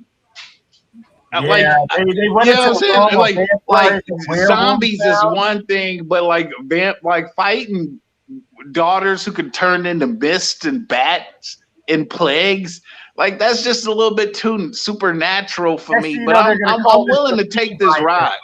This is gonna be the V virus, it's a new strain. So it's like in this, like we're shooting vampires. Do we get metal? Do we get like silver bullets? Is it a whole different mechanic? I'm interested, but I'm also worried, concerned morally than worried. But I'm really concerned. Kind of like where 5 turned into this 5 and 6 were the action-packed Resident Evil games. It's just like, but see, it still makes sense because you're like even when it started, even though like because really. 5 and 6. Don't say it makes sense. That game does not make sense. Yeah. When he was beating up a rock because a rock fairy was like punching the shit out of it, like the game was dumb. But I get what you're saying with like the whole like this. There's always like you said like a sense of belief of like the T virus is making this stuff happen. So like keep going what you're saying. But I just remember that just every time somebody mentions Resident Evil 5, I have a flash of when he was like punching the rock to break it, and just like okay, that just summarizes that game for me. I was mostly like talking about like even though like because like in 5 you shoot the zombies and then like where you expect them to die because you hit them with a headshot, like did that like symbiote thing came out of them, and to me even though like that still made sense because you're like oh they're infected with some type of shit. Yeah, this makes sense, but it's just like vampires. Especially since we're in like it seems like we're back in some type of French kind of countryside thing. I'm like, how are we killing vampires? Does this turn into some type of Van Helsing thing? Mm-hmm. But I gotta say, like the visuals, the atmosphere was spooky. It seems like a winner. I just want to see how they're going to like make it to where you could like go against vampires. Yeah, that I didn't even think about that too. Like, what are we gonna? And this is what I was speaking to Felice Cat about in our Gamers podcast last week, when I said like the cover picture they've been showing us is a guy, half his face is normal, the other half has the yellow eye, as in that could be Ethan because we never seen his face. And next thing you know, what's a vampire's greatest enemy? Werewolves. I'm thinking we're gonna become a werewolf. I honestly think Sorry. Ethan's gonna become a fucking werewolf in this game, and we're gonna have the power to fight them. And because that's so far fetched, T-Wolf? T-Virus werewolf? that's it's not out of the realm of possibility All now. right, I think this is a good segue Yeah, to, word. to I'm what not. I'm I not. Yeah, I'm wanna. not mad. This is a good segue to what I want to show about the ridiculousness of Resident Evil. You gotta show up. This is what we're talking about with this franchise. We could talk over this, but I was just like, I think they're going back to the territory of this, but more maybe he's punching it. Look how jacked he is, though. He's just Like, like, who ah. thought that this was a good idea? Like, did you just see him lift worked. it up?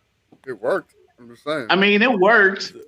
I don't know, like really to take your regular hand This is like and some Dragon Ball Z punch shit. a boulder like that. but he's so dazed. But he's so dazed, like you're like, yeah, maybe. Like if I spent like maybe 2 full days fighting T-Virus zombies, who knows what I can do? And I'm still alive. And I'm still alive. Don't test me, man. I'll bite your face off. One thing I gotta say about Chris is that they had that DLC with Chris at the end of 7. Now, because a lot of people are talking about that DLC plays into what's happening to 8 right now, I feel like I gotta go play that DLC now and see what happened. You know, because people are saying from the podcast I've been listening to, there's like at the end of that DLC, you don't know if Chris is now a bad guy. So it's just like I didn't play that DLC. So I don't know if any of y'all played that DLC, but Nope. I need Sounds like I'm gonna be cuddling up to some YouTube videos, man. yeah, I'm gonna have to watch a YouTube video of that DLC. Because you'll play the DLC and still be puzzled. Like, man, what is? Did I just eat some herbs? So yeah, man. Did he? You can like because in this game, this is a game where you can mix the green, the red, and the yellow herb, Before we and get into that, I got some other and it questions. won't be as strong as if you just mix the green and the green herb. I don't know, man. It's weird. I was gonna say, Paul. yeah, I was gonna say, go ahead. Yeah, I was gonna see like what's your opinion? You got to watch the video, right? You got to see some of this and see what's going on. What do you think? I think it's gonna be interesting. I haven't played any of the original Resident Evil, but I did play the last one, right? I'm actually replaying it now with my girl. Paul just be breaking This my guy. heart. This guy. Hey, I'm open to learning, you know, so that's what I'm talking about. But I played the last one. I think it's gonna be nice. I don't like to be scared, but I like to be scared, so Yeah, I'm really looking forward. I'm a bitch. I mean, it's no wait. It's really like even with the demo, it's really a thriller. To me, it's really thriller because like the zombies don't move in a fast pace. Like it's not like Day of the Dead zombies, and then the story goes along with it to where you pretty much have a good. It's not like Silent Hill. You're not left wondering why are we doing this or why are we doing that. Usually Chris is like, yeah, we got to kill these 50 zombies so we can get across this land because Africa's fucked. And you're like, all right, yeah, Africa's fucked. That's true. I tried playing the last one on VR, and I just couldn't get into the house. Oh nah, VR. The moment that my girlfriend crawled up the basement stairs and bumped in my face, I threw my VR headset on. He said, playing this shit. crawled up the stairs with a knife clutched in their teeth. Because you know, like they tell you to walk up the stairs, and everybody at that moment knew something was gonna happen when you walked up the stairs. All of us knew something was gonna happen when you walked up the fucking stairs. A little pee comes out. That's what happens. Yo, that whole when like it's like cut your arm, like do you cut your arm off in that? When like she like fucks you up. No, I like nobody said they knew that was gonna happen. And it's like you think that's the thing. That's the beautiful thing about like video games. And when like they turn on your head, is that you feel like you're invincible. Like you know you're not gonna die because you're the guy playing it. So like when your character gets fucked up like that, you're like, Yeah. holy shit. And I think that really like stood out for me. It's like I was expecting to like be fucked up so early in the game. I thought like I'm gonna ease into this shit. So like that part Like, really, yo, this is what Snake be going through. Like, yo, like, yeah, like Snake only that was goes through this type crazy. of punishment. But yo, Adam says Code Veronica was underrated from the franchise, and I think you're right because as Code Veronica is the one Resident Evil game I don't care to play. Like, I really don't care to play. I feel like Felice will agree with that. You know, yeah, I don't care to play. That was like the GameCube one, right? Was that It was GameCube? on GameCube, but it was on PlayStation before GameCube. Yeah, it was on PlayStation too, but it was just like, because I think it only had Valentine in it, and what's Yeah, her Jill name? Valentine. Jill Valentine, and the And other the chick. Asian chick? Yeah, I don't know, like Ada Wong. I don't know. Was Yeah. she that one? I I don't know because I never. I'm like the played wrong it. one to can't ask. say I if think so. Adam was Ada Wong. It seemed like Code Veronica was really a standalone too, because like when it cut like really 5 like said I guess the new tone, but Code Veronica really didn't add anything to anything about. Well, I guess it gave you a little bit more about the Umbrella Corporation and all the evil that they're doing, but it really didn't like tell you what Chris and everybody and Leon was up to. Or even I don't think Wesker's in that either. No, that oh man, this goes into so what I with all the fucking Resident Evil, I'm like, you know what? I'm gonna replay Resident Evil 4. So I bought it on Steam. I think Steam Xbox had like a discount where you could buy Resident Evil 4 for like less than $10. So I bought it. I'm gonna try streaming it just because I want to like relive it and see if it's nostalgia or if it really stands up as one of the best Resident Evil games. That being said, Geek Physique, what's your opinion on Resident Evil 4? How do you feel about it? I like it. I think that was the first time that like gaming wise the Resident Evil franchise will introduce me to it. I think it holds up. I don't think it's just nostalgia.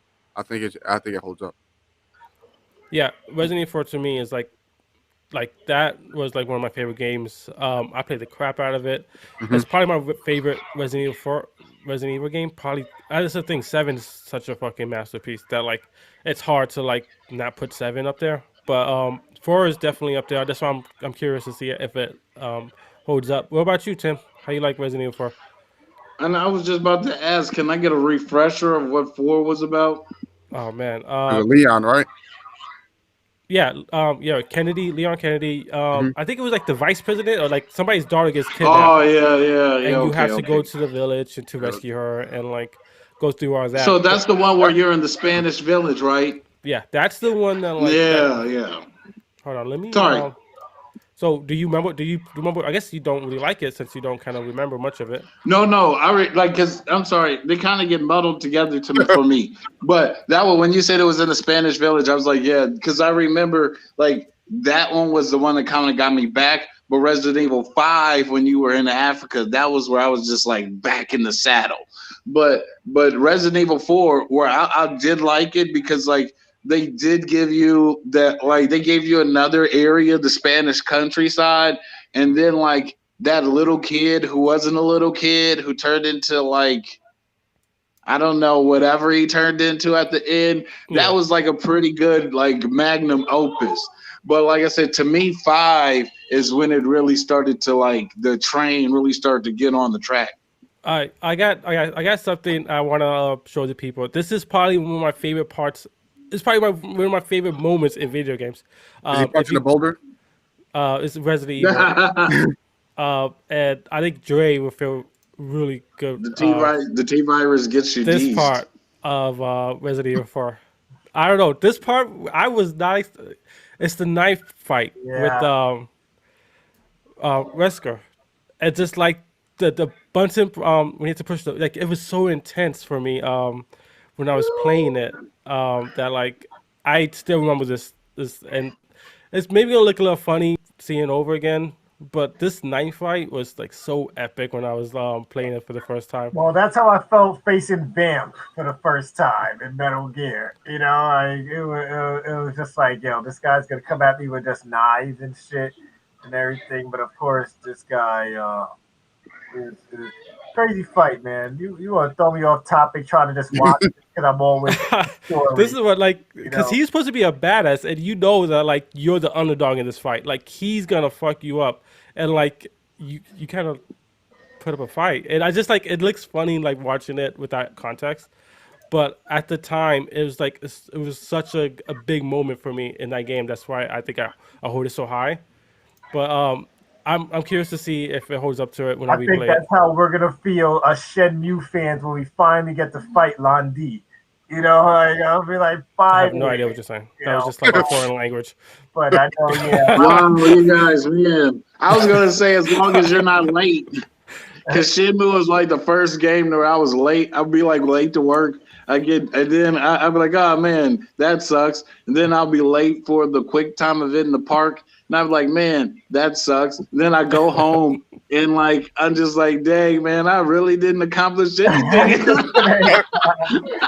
I didn't even go to It was school. the first game that really played with time. Like you. Oh yeah, I really remember like had to. Yeah, you remember Freddie? You were with me, man, when we was fucking playing Shenmue, and I'm just like, I must have played that game like 3-4 times. Look at him. Beat Shenmue 1, Shenmue 2, Shenmue 3. I still have yet to beat. It just doesn't feel the same. It doesn't feel like a next gen game. Like it feels like I'm playing on Sega Dreamcast again. I feel like that was intentional though. I think they said like they wanted to make it feel like Yeah.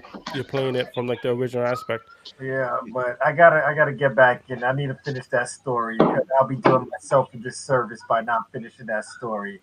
Yeah. But another thing I wanted to talk about was this Resident Evil on the multiplayer game Reverse or RE-verse as they're calling it. Like Geek Physique, man. What would you think? Did you see that multiplayer stuff? What do you think? I know Freddie kind of likes it, but what did you think about it? To be honest, it looked kind of bland. To be honest, I feel like they're just giving it to us to give it to us, just as an additive. I would have loved if they just took it back and made it original, maybe add some different aspects to it. There was just one more multiplayer. What was that? Something Umbrella Corporation or something like that? Umbrella, yeah. Was it Umbrella Chronicles? No. Umbrella Chronicles was the 2-player co-op game. Yes, exactly. Throw it away. That multiplayer. The only thing that irritated me is that they're saying like, "Hey, this is free if you purchase this game."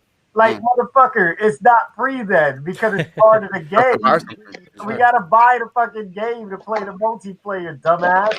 Like, it's not free. If you're gonna say this game is free to play, then make it separate. But don't tell us it's part of the game and you get it for free because even the one that came out with that last multiplayer Resistance. game that came out with the Resident Evil 3 remake was Mommy better than what I'm seeing now. And I don't Mommy. even care for that game, but it was better than what I'm seeing right now. But continue. I'm sorry. I just get when I'm angry about something, I usually interrupt a lot. No. I think you make a good point. I don't see anything exciting about it at all, except for the fact that maybe I get this subpar multiplayer game with this game that I'm really looking forward to. I guess so. Yeah, not looking forward to it. How do you like the graphic take on it? I think it's generic still. It just looks thrown together. They're like, how can we make this more exciting? It looks PS1-ish. PS1. Like, that game does not look finished. And I wish they would have told us, hey, what you're watching now is not a finished product. I wish they would have said something like that, but they didn't. You know what they need to do? Instead of like focusing on multiplayer and the shooting and the zombie aspect, make a killer co-op Resident Evil game. Like That's just what like 5 was. no, but 6. yo, They 5 and did. 6 don't exist to me. Like I No, just, But they were good. It was really good. It was really good That's co-op. let me just look. Is it the one where no? It wasn't. It's arcadey. I want like this is what I want. arcadey. I want like Resident Evil 7 co-op. Like where like Mike, and this is not like a throwaway co-op where it's just like experience the same story with somebody, but I want the second person to feel just as important to the story than I do. Like Resident Evil 8, just the storytelling from what I've seen from that little 15-minute demo. There's a lot of story in that game, and if I could get a co-op experience, what was that guy who did that jail game? Was like 2 characters and like Dre, you trying to get a way out. Can we get something like that? But Resident Evil. Imagine that gameplay where like that state of co-op, but like like just not a gimmicky co-op game. Like I want like a horror co-op game where like it feels like a Resident Evil game. And I do give 5 and 6 a lot of shit because I think 4 was the balance of horror and action, and I think 5, 6 was a little more action than horror. So like when I play Resident Evil, I want more horror than action. Yeah, Like, well, that's why I don't think 7 and 8 could be co-op because that first-person perspective is what makes it even scarier. You know, like just going through everything from the The eye immersion. person, yeah, not seeing the person, Yeah. and just knowing that everything's just in your face. Because if I have someone there with me, I ain't scared no more. Like, play PT, bro, Sure. because know? that shit don't matter because you play PT with somebody else, you're still scared of shit. Like that's what I'm saying. The PT could do such a scary game co-op. I'm sure the people at Resident Evil, whatever game company, Capcom, they could like. I'm just saying, like I feel like that's something that not like instead of focusing on the multiplayer and just like this free shit, like do a co-op game that like is fucking scary. We know PT does it. We know like all these other Phasmophobia. all these other indie games could do it. So why can't Capcom do it with that Resident Evil IP? Like I just think Well, it's I just think like they made it more personal, you know, like when it comes to the story there, I think it's more personal, and plus how much harder can it be? 'Cause I remember my wife, the last co-op game me and her went through since Halo was Resident Evil 5. That's the last time back 6 years ago when we had no kids telling us I have to change diapers instead of game right now. You know, like and like that was the last game I taught her how to play was Resident Evil 5. Yes, people, my wife fell off. She fell off hard. And it's coming to me like, why don't we play games together no more? Like, babe, let's go fix some dinner. You know, because you know Wow. trouble with that Ooh, talk, hey, bro. hey, You hey, gotta hey, watch hey, out. hey. He's watching. Check your misogyny. It sounds bad, but my wife be pretending like she gonna sit here and play video games with me, but she not. As soon as the kids say "mommy," she gonna run up and go running out. But now I'll be like, you know, guys could come to the fridge and grab what you want right now and go get it yourself. Like You he's know? treating his like kids like grown ups already. He's like, yo, you got 2 legs, use those shits, okay? Exactly. Resident Evil 5, but see, that's the thing. Resident Evil 5, you could do that. Resident Evil 5 had co-op to where you could do something like that, and you wouldn't miss a beat. Mhm. Yeah, I enjoyed that one. But if my kids could play video games now, they could grab things out the fridge. Okay, like my kids, I'm gonna start streaming this. Cause my kids have been going through Little Big Planet on PS5 with me right now. Not Little Big Planet, but Sackboy Adventure with me right now. So I'm about to start streaming that because these kids be so hype. So I guess I let the rest of the world see how hype my kids are beating levels in Sackboy Adventures. You know, Nice. so that should be a good stream. I think I'm gonna do that this Saturday coming. So look out for that, people. It'll probably be on YouTube because my PS5 for some reason ain't capturing Twitch for some fucking reason. You should take it back. You know, so I don't know what the fuck's going Yeah. on. Are you sure it's a software thing or your PS5? I don't know. Like it just fucking keeps saying that I'm signed into another console where I only have one PS5. I wiped my PS4, so there's no way I could be on there. I wiped both my PS4s. So, and they're still telling me I'm signed into another console, and I'm not even signed into Twitch on my Xbox, and none of us are signed into our Gamerish thing on our PS5. So, I have no idea why I can't sign into PS5 on that shit. Sounds like you need a new one. You should send it this way. Man, Yeah, so it's a Geek Physique. Yeah. He's in Jersey. I can game. I'm good. I was gonna say it, Geek Physique. I'm just curious because I have shitload of hot takes. I know Dre does. I know Tim does. What's something that you're passionate about? That like what's something that like what's your hot take? Do you have any hot takes you want to get off your chest today? I don't know, man. I'm all about peace, love, and positivity. Oh my god, you're right. No, You're I'm just I'm gonna saying. mute him. I'm about peace, love, and fuck Yeah, that. you're on the wrong podcast. No. How about this? You give me about like 2 minutes. I'll think of Oh something. yeah, I'm just gonna hit. This is a good question. All right, What's a so game why do that? you think? I have another question. Go ahead. Why do you guys feel it? Was it a good idea to digress to going back to the suitcase system of managing your weapons? Was this a good system? Like, I understand for the rest He's talking about Resident Evil 8.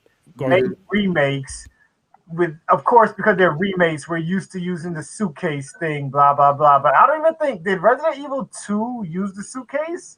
I don't remember the remake using the suitcase. No, well, you had an inventory, but it was very limited. Yeah. So, but do you guys agree with them going back to using the suitcase? Yes. I'll say issue with it. I think only because like that's the thing like about nostalgia is that like it's a double bladed sword or weapon or whatever the fuck it is.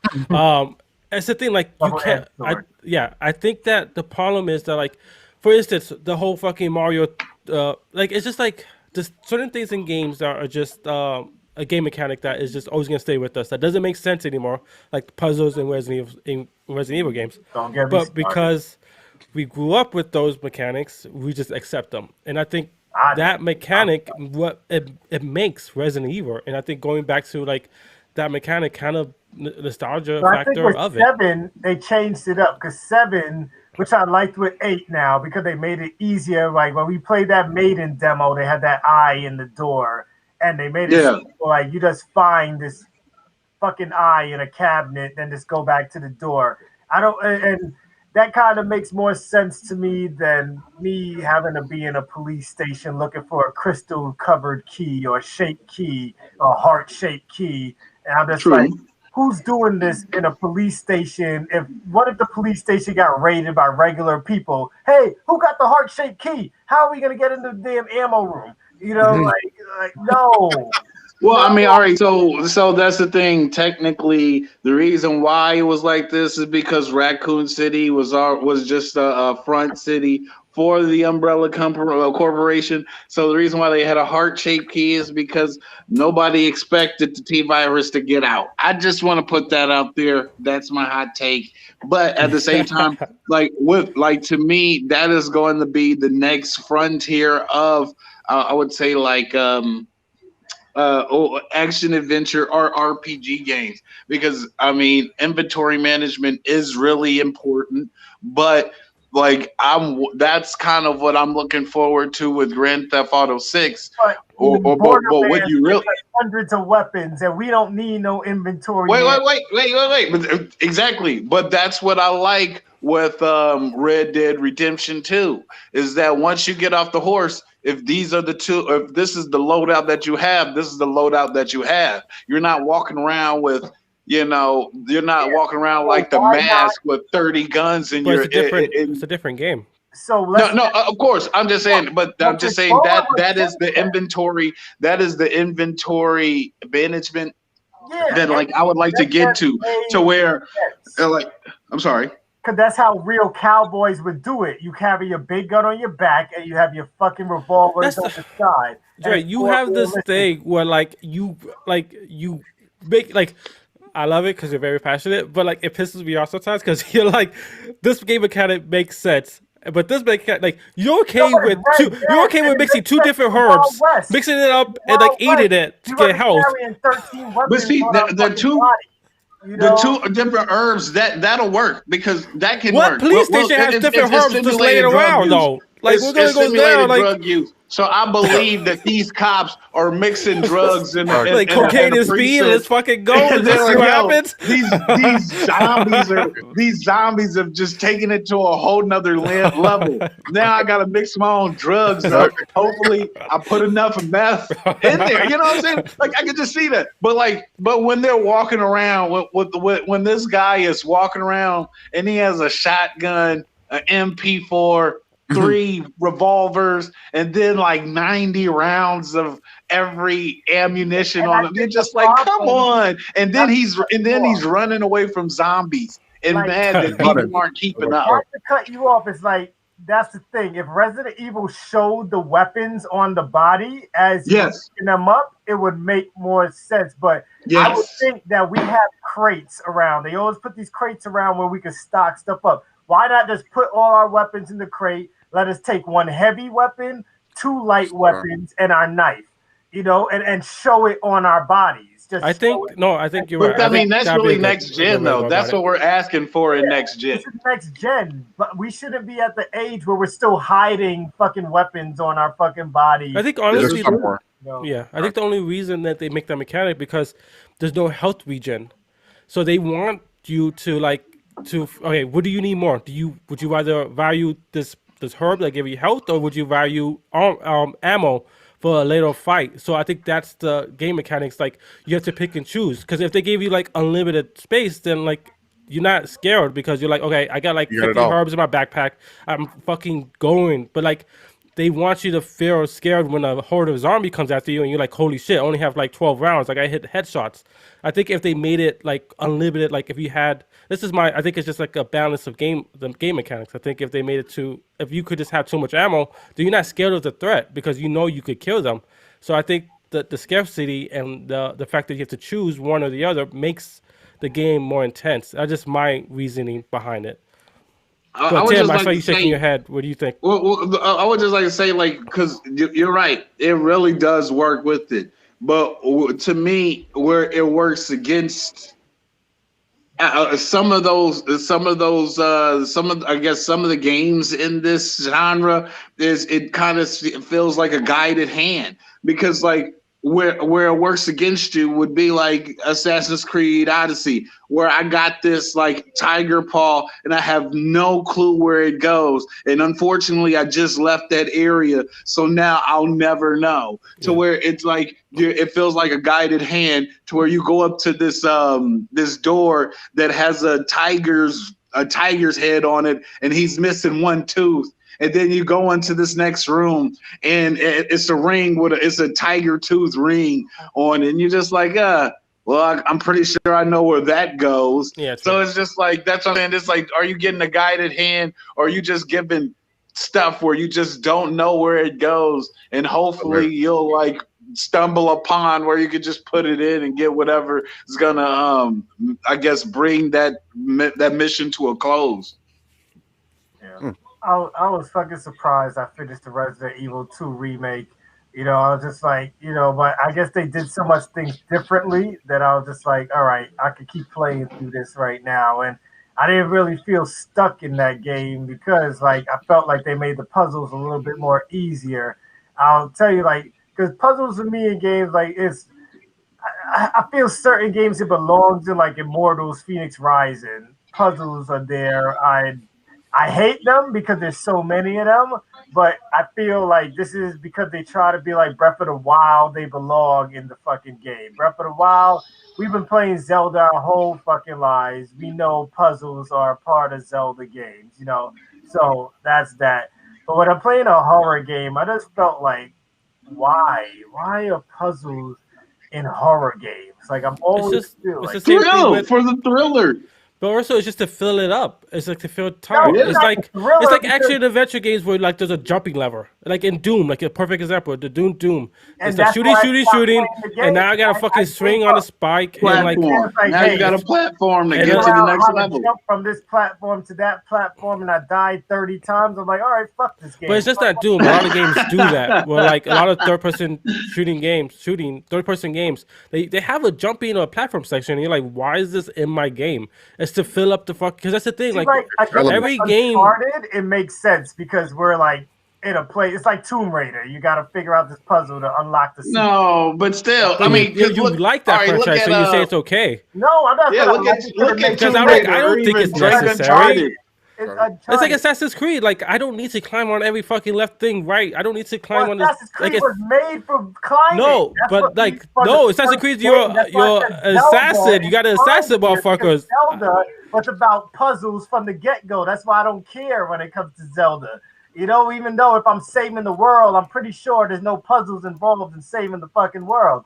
You know, like imagine a Batman game came out and the Riddler's puzzles had to be mandatory to do. Like I had to do this. Batman, you didn't know the answer was strawberry jam. Yeah, you know, like, Gotham's fucked. I'm pissed the fuck off. Imagine if we're playing Fable and Fable is like, do these puzzles. Like, no, motherfuckers, I'm good But on that's a Fable. different game, though. I gotta say, in life, Exactly, that's especially what in I'm saying. video It depends games, on the the game. hardest puzzles I've had to deal with was in Legacy of Kain Soul Reaver. Those puzzles were like Fuck that. like I don't know. They were like, if you Legacy really of want this Kain? game, What you're the gonna fuck? have to bleed for us. But it's just like, but that's the thing. In like Resident Evil, you need those puzzles because It's Oh. kind of like a thriller thing. It's the loud noises in the dark when you're fumbling with your keys trying to get into the car. It's like, of course, it's You know not where it becomes hard, a but thriller? it's It difficult becomes under a thriller duress. while we're doing those puzzles. Zombies are attacking us, and we gotta be looking up every 2 seconds. Pat, pat, pat. Let me Yes. get this over here. Pat, Yes, pat, pat. that's But great then because once you get out of there, you're like, yes, thank God I was smart You know enough. what? It's And a that good thing I takes- knew that iodine makes red brown. Yeah, I don't know.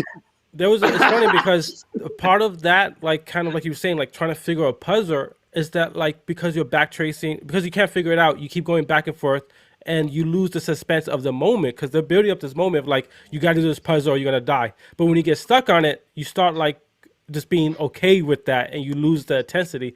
Because I remember there's one part in Resident Evil remake where like you have to find the fucking stones, and like I knew where the zombies were coming because I just ran in circles so many times that I just like wasn't scared of them because I'm like, okay, the zombie Yeah. gonna come over here, the zombie gonna That's come what over me and because The stones are in Pava Just Laguna. running through places just it's like over and over again that you just like, okay, these zombies don't mean shit to me anymore because I've just seen it 1,000 times, so it takes away from the moment.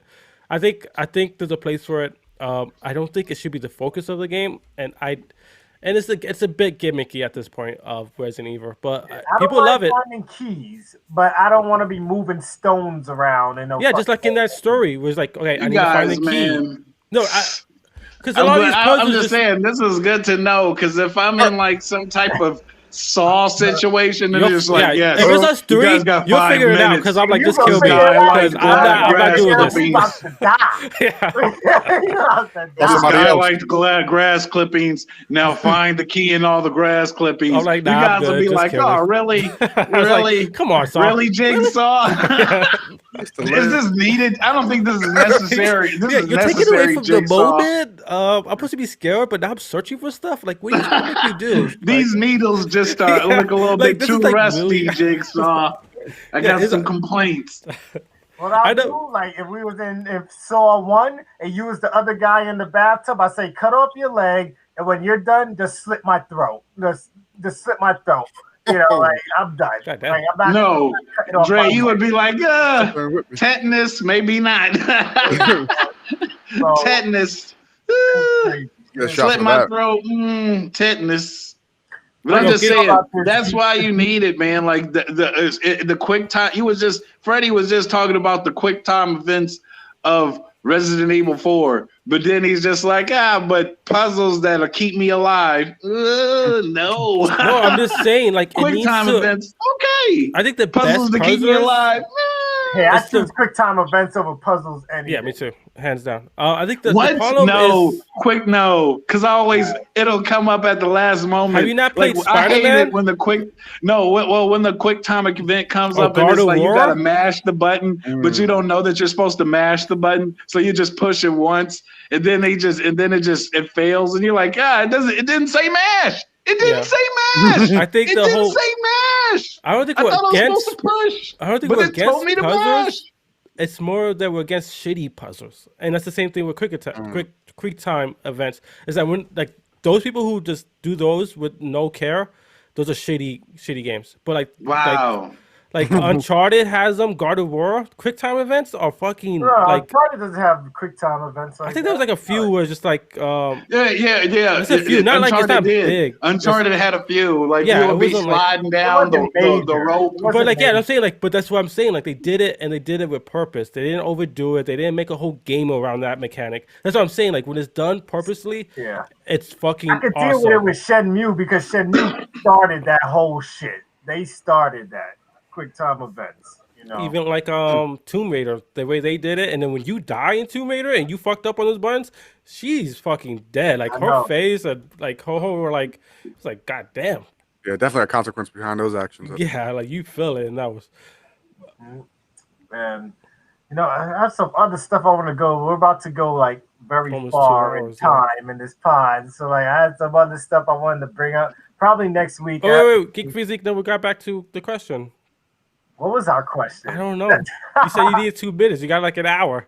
I know. I was really invested in that conversation. That's what happened. It was a quick Like, time I know event. I was about to ask Geek Physique a question, and then it completely lost me. I'm just like, yo, what was the fucking original question? I think it was about the original question was what it was something about Resident Evil multiplayer. Resident Evil 4. Yeah, it was something about Oh. Resident Evil 4. I was listening. I'm participating today. But no, I think it was about what did you like about Resident Evil 4? Oh, so for me, I think it was just the first time being able to play a game like that. Like I said, I never played the original Resident Evil games. Like I said, I was a big multiplayer type of person, but being able to have that horror and shooter aspect combined, I think that's what really brought me into that series. Remember that part when you first go into the village and it starts turning and you have to go in the house and barricade it? Yes. Yeah, Memorable. that. And then the Most chainsaw guy memorable comes. That's what really drew me. I was scared. I was scared, but I like. I was real scared too. I was like, yo, man, I'm about to, And I remember that. That's those of us who remember the original Resident Evil 4 on GameCube, exclusive to Nintendo. Busted that wall. Like, it was, I know you probably played it on PlayStation, right, Geek? You played it on PlayStation, right? You ain't played that shit on no GameCube. Because if I was I in high played it school on playing that PlayStation. I shit- didn't know I'd be shamed, but here we go. Dang. He's like, It's a safe area. I barely deserve to be alive. Yeah. I know he couldn't have played it on GameCube because he's so young. So there's no way he played it on GameCube. He had to play one of those- I was still trying to be Beautiful Joe. yeah. That damn game, man. GameCube. I think GameCube's underrated when it goes to like. Oh hell It's yeah! one of the greatest systems ever to come out. That Sorry. and Dreamcast together are two of the most underrated consoles ever to be released. Yeah. GameCube and Dreamcast. I don't care what nobody says. The two most underrated consoles to date. You know, I remember playing Power Stone on that baby. Yeah, Power Stone. Don't even get me started. on some Yeah, fucking Power yeah. Stone. Look at this. Look at this. Geek was like, "Hey, I want to be on this for another 45 minutes. Let's I know, break out don't bring up Power Power Stone. Stone. He's going like a Let's random. break out Power Stone.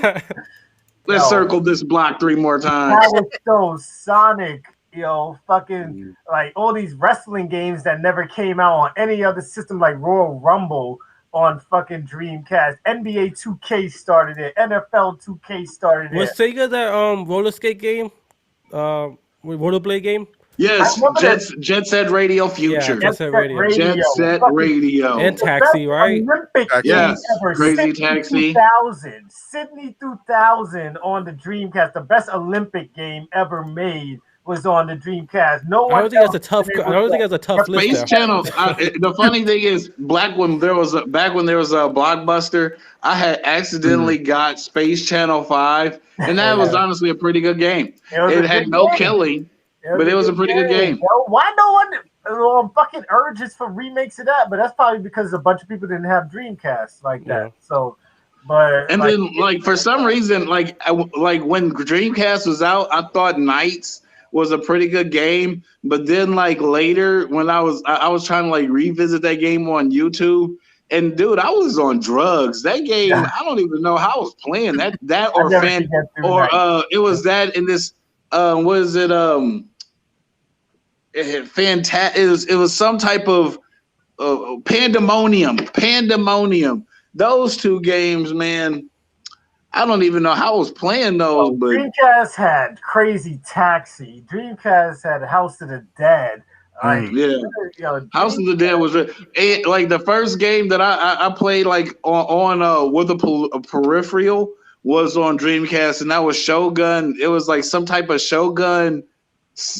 I don't know. It was like like a Shogun game, but you use guns and stuff. It was like House of the Dead, but with like samurais and guns. It was pretty good. But Power Stone, of course, was up there. The fucking memory cards that you could take out and carry VMU. with you and take care of your monsters on the go, and eggs from Sonic and all that shit. Like, I was just like, yo, like, this is the future. Fantasy Super Star was Online, it Super like, Street Fighter Alpha Plus A was on there, and you can get the move lists.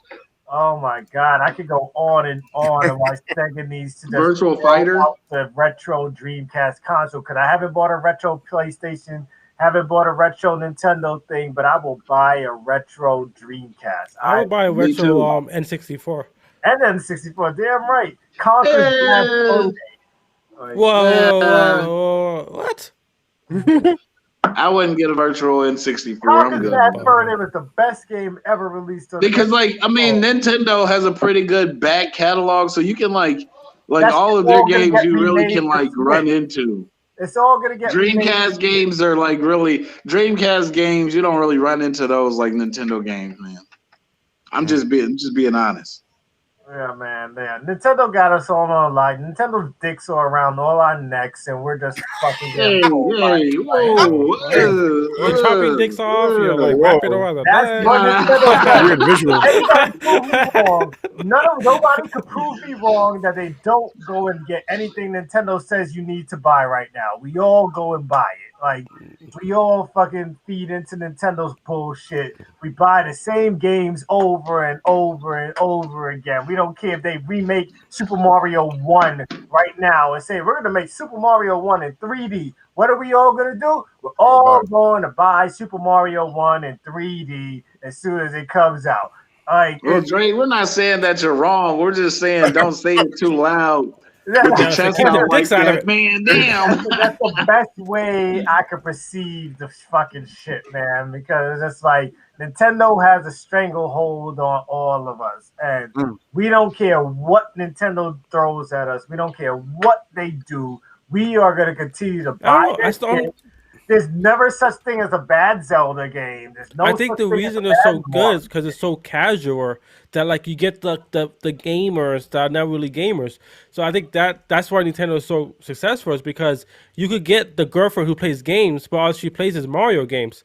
I think that's the thing is like not Nintendo has that market of it's like the people who play solely on the phones. They're gamers, right? But like it's such a specific market for them, and I think Nintendo has this specific Nintendo market, the has- whole see, E the for thing about everybody. Nintendo is that they have us hardcore gamers, and they And they have have the us parents casual gamers. who get for the kids. Like if I Yeah. have a kid, I'm gonna buy a Mario game for my Yeah, kid. my kids are already like, "Hey, are you buying Mario and Bowser's Fury?" I'm like, "Yes, I'll have the game." Like, you don't even have to ask Daddy. Never ask Daddy if he's gonna buy a game. Daddy, Yeah, I think Nintendo every is like fucking it's like video your game. first game for kids. It's like know, my like- first game.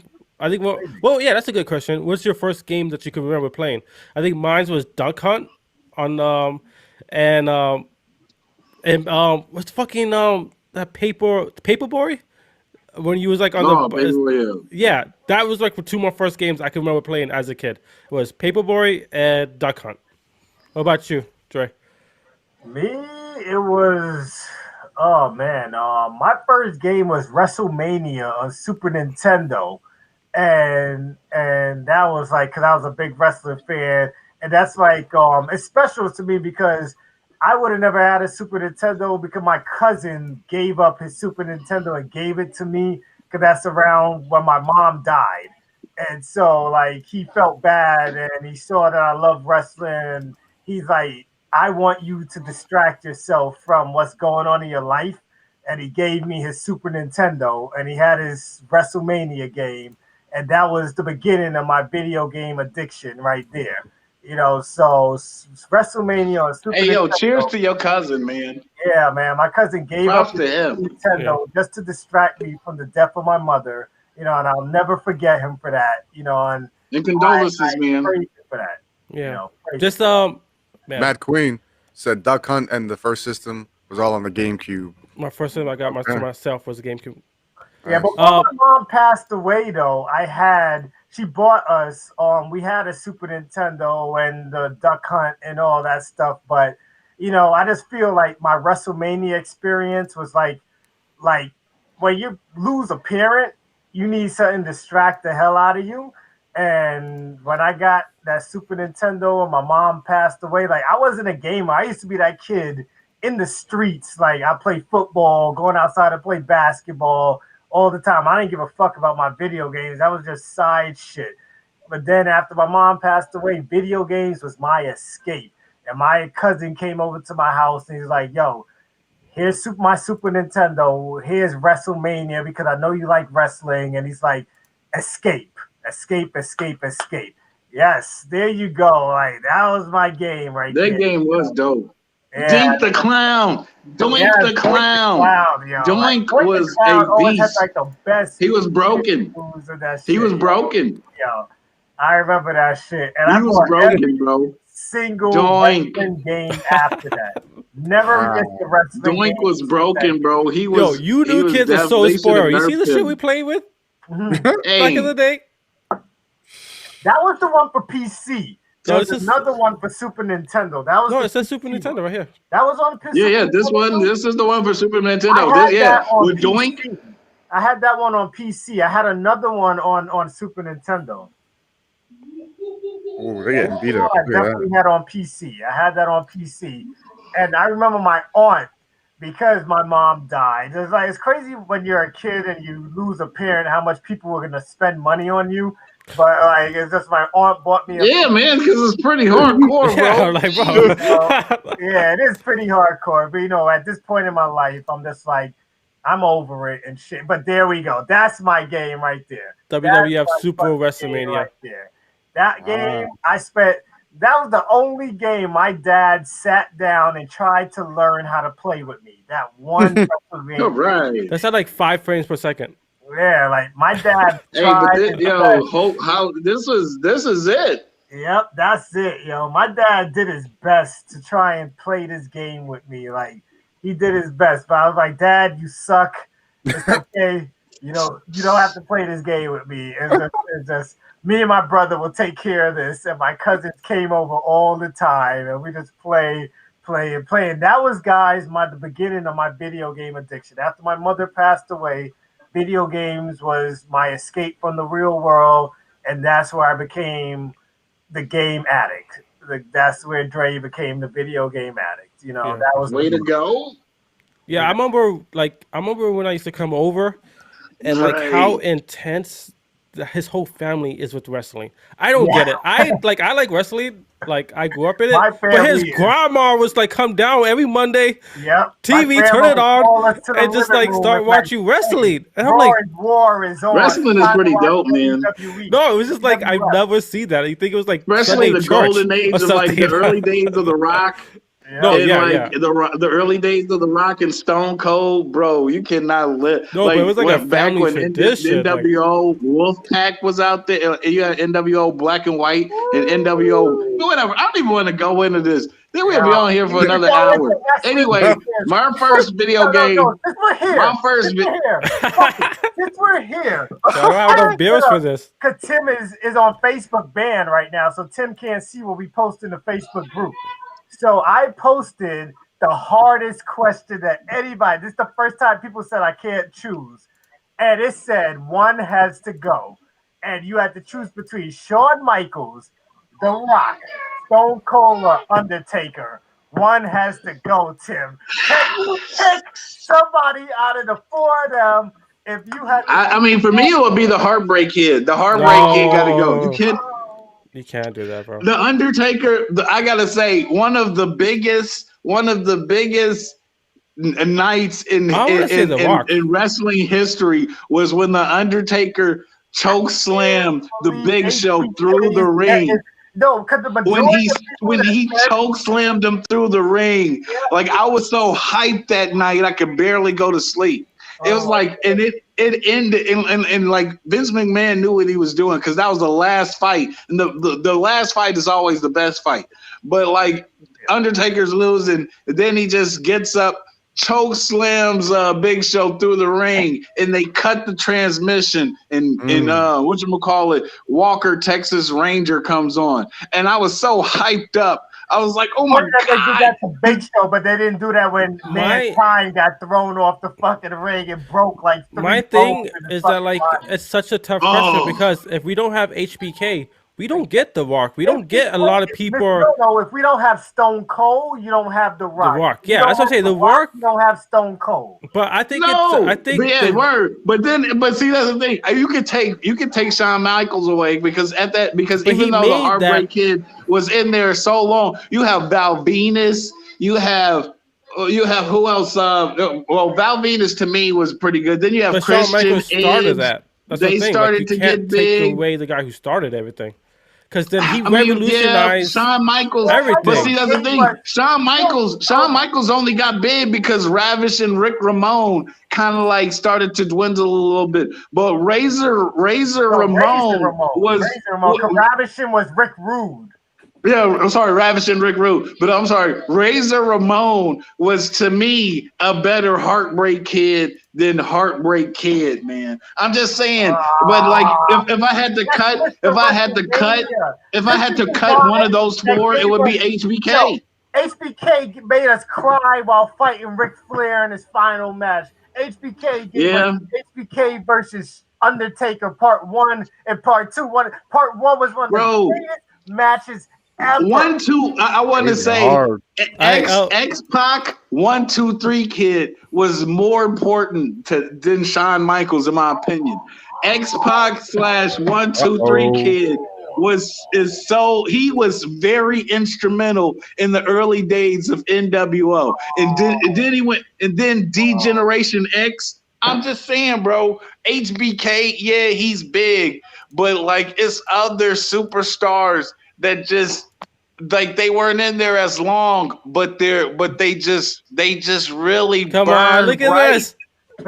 No, you need to show the clip with him versus Ric Flair when he says "I'm sorry" and he has to shoot. Come on, how many times did you do that to your little brother? Sweet chin music, man. How many times Sweet chin music. You know, and then his match. I'm not your boy toy. I'm just a sexy boy. You know, like, and when wait. Hey guys, before we get too far, because like I just want my first game that I ever played, because I'm old as dirt. Yeah. I played Atari. Was Tank. Invaders. No, Tank and Space Invaders. I know Tank. But the first game I played was after that was Duck Hunt, and I love Duck Hunt. I feel like that's really one of the best games. Yeah, because you had the gun and everything. That was like. That's revolutionary. It's what Nintendo does. I think the first game for me, I think it was Gauntlet Legends. When I first played a video game. Oh God. Okay. Okay. I feel you. Gauntlet Legends, like you need. I hope you got a chance to play the N64 version of Gauntlet Legends, which is the best version of Gauntlet Legends ever made. Now I got to think about it now. Jeez, I believe so. You said Gauntlet? That's some pretty top-notch gatekeeper in there, Dre. Gotta keep those padlocks tight. Yeah, we need to educate the youth, not reject them to the dark side. Look, this guy's like, yeah, you didn't beat the one with the gold seal on it. Try again, Buster. Yeah, man. Gauntlet Legends for N64. Like me and my cousins, we went in. Like, you don't know, we didn't take a shower for 5 days till my dad came in the room and whipped our ass with a belt until we took a shower. Like, he came in, you guys didn't take a shower for 5 days? Memories. My dad pulled his belt out of his fucking work pants so fucking quick and whipped our ass. He whipped all our asses for fucking playing video games and not showering for 5 days. You got that shower? Gauntlet Legends, yo. And went right back to the game. Legends. My dad had to beat our ass for not showering for 5 days. Like, hey, I just want to say, sidebar, 2 games that got me in trouble was Battletoads and what is it? It was where you were like a dude could turn into like different things. He was like green orbs. The one on Sega Sega, yeah. I forgot what his name is, but I know the game you're talking about with the green guy he had the ball as a head. Yeah, those two, because like they were hard, and so my mom was like, "Yeah, you're not getting any new games until you beat those." And I couldn't beat them, and she was just like, "You got these games, and you got me wasting money." And I was just like, "They're too hard. I can't beat them, and you won't buy me a Game Genie." And so like I used to go and just like, I remember all that shit. Had all the I mean, this was before YouTube, so I just used to like look in the back of the game. We'll go for the game cheat code magazine and get the cheat code so I could win. Book with all the codes inside and shit. And my N65. And then after that, PlayStation came around, and the first Spawn game, I had begged my mom for that game. And that game also got me in trouble because I, again, wasted money on a game that I could not play because it was just too. Spawn was ridiculous. I never learned in the first Spawn game. I never learned how to take the chains out. It was that hard to play that freaking game. Oh, But I digress. We're not. Well, I don't even think we like. Have we even Going on touched and what's on. on your list, Dre? way too long if we keep going on and on. I feel like I could continue this, but guys, we got to end it here because we're about to reach like 2.5 hours and shit. But this is what the fucking Drinking the Game podcast is about, guys. We fucking come here to talk shit about video games. Once again, get educated. Join our Facebook group, hit me up and tell me you want to be a part of this. Like, this is what we do. We talk shit, we get drunk, and we talk fucking video games. A drink and a game, guys. Like, so until next time, because I'm pretty sure we have much more to say about a lot of these topics. Yeah, for sure. We can't go on to 3 hours because a lot of you can't make it that long listening to this shit for 3 hours. We need to do like parts. Yeah, Part so two, part like, three. until next time, enjoy your drinks, enjoy your games, and peace out. See you guys. Peace out, everyone. Night.